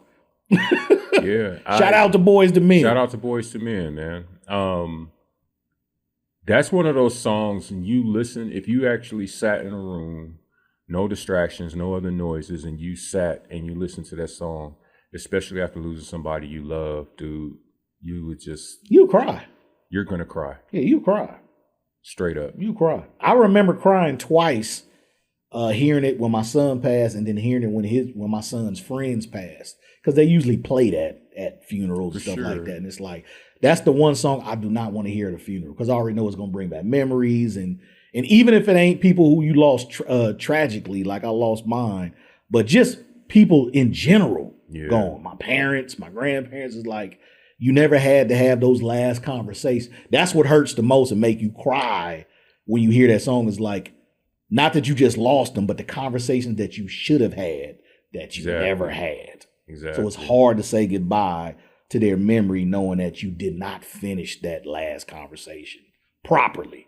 Even if his last conversation would have ended with I love you, you never got a chance to tell them that and for them to receive that the way you wanted them to. So I think it was dope how they placed it, where they placed it in the movie. And that's what made it such a giant thing that people will never forget about that movie. That particular song is like, yeah, damn. yeah. That's But a when- heart jerker. It's a heart jerker, but when Boys and Men did in 1991, not only did it, you know, go platinum certified, but shot to #1 in the country. In the country. They would play something fast like MC Hammer and play that right behind it like it was nothing. Yeah. Like it played everywhere. Yeah. So that was a major, and I'm assuming that in 1975 when the movie came out, they never had an idea. Motown, never had an idea that we was going to re-release this song almost 20 years later, and it's going to do these numbers. Of course not. I applaud producers of that track that they kept it a cappella. Yes, that was they dope. didn't put no music on it or anything like that. They just let the boys do their thing, you know. And that's because that the purpose of that song is to sit and listen to that song and think. Yeah. It's not a song written for the dead, but it's written for the living to help you to appreciate just how important life is and how important life's moments are as well. And with the good times and the bad times and stuff like that, that's all gonna come with a part of life. But never lose sight of the fact that life itself is precious. And the one thing that we don't, and we all do it, doesn't matter who we lose or anything like that. There's always, I coulda, I shoulda, I woulda. Yeah. And it doesn't, you could have spoke to him yesterday and it's like, I didn't do enough. Didn't do enough. I didn't call my partner enough and check on him. I didn't do this. I didn't do that. And you know what I be thinking about too? I could be the nigga that could be gone tomorrow. True. You know, it ain't always the other person that you know. I want to check on this person because they could be gone. You might be the one going tomorrow. You might be the one going tomorrow. And you know need what? To look at it like that. Those that love you and that, you know, that are in your life like that, they're gonna have those same thoughts. Yeah. It's just universal that's how we are. Yeah.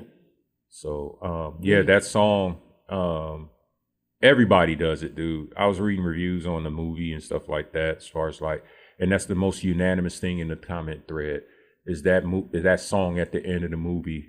When that happens, what emotions go through them? Yeah. And it's so emotional. It's very emotional. So, everybody's crying. Pooter's crying. Everybody's crying. Everybody. I remember when my wife watched it with me, she never seen Cooley High. Oh, okay. I didn't know that. So when she watched it with me, it was her first time watching it. And through the whole thing, she's a fan of 80s movies, 80s teenage movies and stuff like that. Teenagers have problems. They go, you know, and it's all focused on them and their issues or whatever. So it's kind of, to her, one of those kind of movies, just kids being kids, goofing around. You know, things get a little complicated with the law and with other relationships and stuff like that. But she did not see that coming. Yeah. Nobody. It's the first time you ever seen that movie, you don't see it coming. Yeah. And then that movie literally goes from this comedy of these four coming of age boys or whatever like that to being a tragic life lesson like that. Yeah. It became a very serious and that's movie. What makes this movie classic. Yeah. That's what makes this movie so classic. It's that unexpected turn that the movie makes that everyone can relate to. Yeah. It takes so you out of this space and puts you in this space. Yeah. And then it's like, it just leaves you there.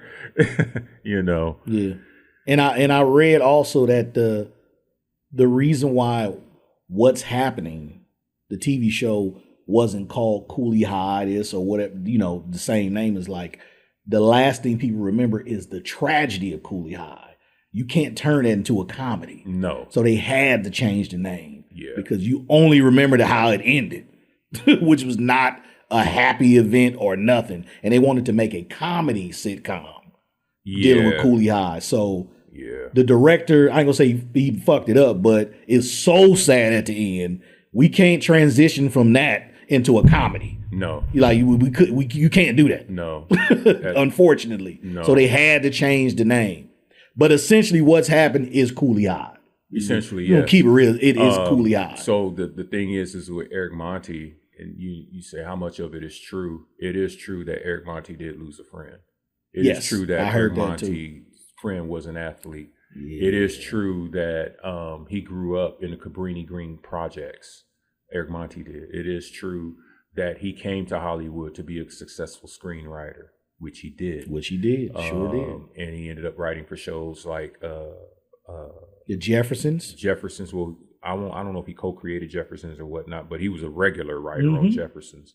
But he started with All in the Family. Norman Lear liked them a lot. Lear, so shout out to Norman Lear. Oh, rest in peace, Norman Lear. Did he just? Yeah, I think he's gone. I think he just passed. I think he's gone. Yeah, he might have just passed. I want to say he was like 99 or something like that. He was old. Old. Yeah, that kind of, launched his career in television sitcoms. And Good Times. He wrote on Good Times. How could we forget? I was trying to think. He wrote on Good Times. He did. Yeah. So everything that Preach would have done, we saw this director actually do. Did it. Yeah, he actually did. Preach was actually successful in Hollywood. Preach ended up being a success, which is dope to know that it ended that way. Are the projects that the Evans live in Good Times, is that in Chicago? Yep. It is? It is. That's Chicago. Yep. Okay. Not sure if it's those same projects, though. Well, Chicago has more. That's what I'm saying. Yeah, it's so many. Yeah, it's a lot. I'm not sure if it's the same exact ones, but it definitely Chicago. It looked from the structures, because I've been to Chicago once, and I was there for not a minute, but about a week or whatever like that for an event, and I did get a chance to see like Chicago, because I was on the south side. Actually at a community center. We were doing a show over there or whatever, but it looked like those projects, the ones that's found on South Side Chicago. Yeah. Which look different from the ones we saw in the Cooley High movie in Cabrini Green. Correct. Well, let's get to this. We rating it now from scale to 1 to 10. 7 being good, 8 being great, 9 being excellent, and 10 just being a classic. What do you rate it? Man, I'm gonna have to give it. I mean, there's a couple missteps and stuff like that, but because of the fact that there was never at one point in the movie that I felt like it was slowed or it didn't need to be in the movie or needed to be omitted. Good point. And everything in the movie made sense to come, and it played into, if you pay attention, it played into the ending. So I got to give it a 9 or a 10. Me, I would definitely give it a 9. And I'll even give it a couple of extra, but I'll give it a 9.3, somewhere around there.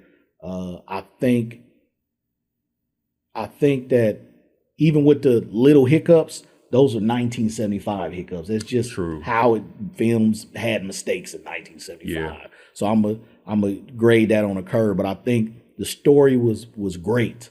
I love the screenplay. I love how they ended the story with letting you know what happened to these characters. I hate movies where you build up all these characters. We fall in love with the characters. We don't know what happened to them in the end. Right. So I love movies where they explain what happened to the characters. And like we were just saying, it feels like everything they said happened to these characters would have actually happened to these characters. You know, the guys getting killed, the one moving to Atlanta, having kids, the factory worker, like that probably what happened to these people in reality. So I would give it like a 9.3. I would definitely give it like a 9.3. This movie means a lot to me. When I watched it over again, it stirred up a lot of feelings of how I felt when I first saw it, how I felt when I saw it with my friends. Later on, we were in our 20s, and now, 50-year-old man watching it. Stirred up a lot of feelings, but it's always gonna be a dope movie in my eyes. I'm always gonna have love for it. So now the name of the show is called The Main Ingredient. So in your opinion, what is the main ingredient, the one thing in this film that made you give it the nine that you gave it for its score? What is the one thing? And that one thing could be anything. Storyline, characters, the backdrop of the city, whatever. Cooley High, the actual, property, whatever it is. What's the one thing that you loved about this movie that made you love it? Preach. Okay. How they developed the character of Preach, how they evolved him. We saw him actually grow up in the movie before our eyes. Yeah. And what he was to become. I like that. There was a lot of lessons that Preach taught us in that whole movie, the whole journey, as far as like love, friendship, responsibility, not only responsibility towards himself and his own future, but also for the ones that he loved and his family. And then he finally got it. And then he went on to do great things once he got it. That's dope. That's the main ingredient. Preach did grow up right in front of our eyes, just doing this one little hour and a half. Hour and a half. He actually grew up. Yeah. So yeah, you're right about that. You're right about that. On my end, I love the main ingredient to me was like Preach and Cochise's relationship, how tight they were. They functioned like biological brothers, even though they weren't. I love, like I said from the very beginning, I love the fact that he came and woke his partner up in the morning. Yeah. We going to school, bro. Yeah. Fuck what you on. Yeah. You my brother. If I'm going, you going. You Right. know what I'm We're saying? going to go to school, then we're going to cut class. Then we're going to cut, but whatever we do, we're doing it together. We're doing it together. Real talk. We fighting people together. Together. We're all together. Yeah. And even down to him going to look for Cochise. Like, I got to go find my brother because Robin Stone is out there looking for us and I got this information and I need to clear all this stuff up. Yeah. So even the love in the end for him finding him and just being like, no, like just his emotions when he found him. We didn't really get into that. No, we didn't. But Glenn Turman acted his ass off on that scene. My God. Never mind, I'm not treading lightly on Cochise's death, but just the way he played out, like when he found him, he was like, oh, no, because all kinds of stuff is flying through his head now. Like, dude, it didn't have to be this way. Yeah. I have our ticket. I have our golden ticket, and I got here too late. Yeah. All because I was tripping. Now it's his fault. Yeah. All because I was tripping goes back off to him taking on all that pressure. Taking on all that weight. My God. 17-year-old man to know that he could possibly be responsible for. Yeah. You know. Like, it ain't even, when you think about it in the scope of what just happened, dude, it ain't that serious. I don't even care about old girl like that. Not Whatever. That yeah. Dude, don't leave me. Now he's alone. Truly alone. Alone. Truly with alone. With these secrets. Yeah. And I love how in all his grief and anguish, they squealed the wheels of the train when he's yelling for help. Because it's literally like, dude, all of this is in vain. All of Nobody hears you crying. Nobody hears your cries. You are really alone. Yeah. You're alone, holding your dead best friend. And I love that scene. But like I said, the main ingredient was like their relationship was real big for me because it started the movie off. Like, they brothers. Yeah. You know what I'm saying? Like, they got each other back from the joking to the fighting to the end.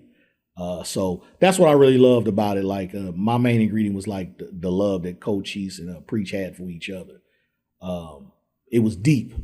And the belief they had in each other too. You mentioned earlier about how when they were on the stoop and they were actually talking about, and they were drinking, and they were actually talking about Preach's poetry and stuff like that. And Cochise actually was like his rock on that. Cochise wasn't in on making fun jokes, of him. He wasn't about the jokes. Because he knew what it was like to dream. Yeah. And to try to make your dreams happen, make them a reality. And that's his boy. Yeah. Oh, you got dreams too? I want to see you make it. Yeah. No, it was dope. It was dope. But I definitely want to thank you, my brother, for coming here and doing this review of Cooley High with me, because it was a special movie and we are from that era where we remember when this movie came out, what it meant to us, our culture, Black people in general. So definitely appreciate it. Tell the people where they can find you. Oh, that's easy. You find me at Linktree at Bayworld. So type in linktr.ee, Bayworld Unlimited. You see some of the other great stuff that we're doing in animation, especially for our culture. Thank you. And once again, Black Animator, Senior Animator, Bayworld Unlimited LLC, doing really big things. Y'all should go check them out on YouTube, Bayworld Unlimited on YouTube, everywhere, basically. TikTok, everywhere. Check them out. Doing great things in animation for the culture. Once again, I'm Chris Ellis, your host of The Main Ingredient with Chris Ellis. We'll catch you next time. Peace.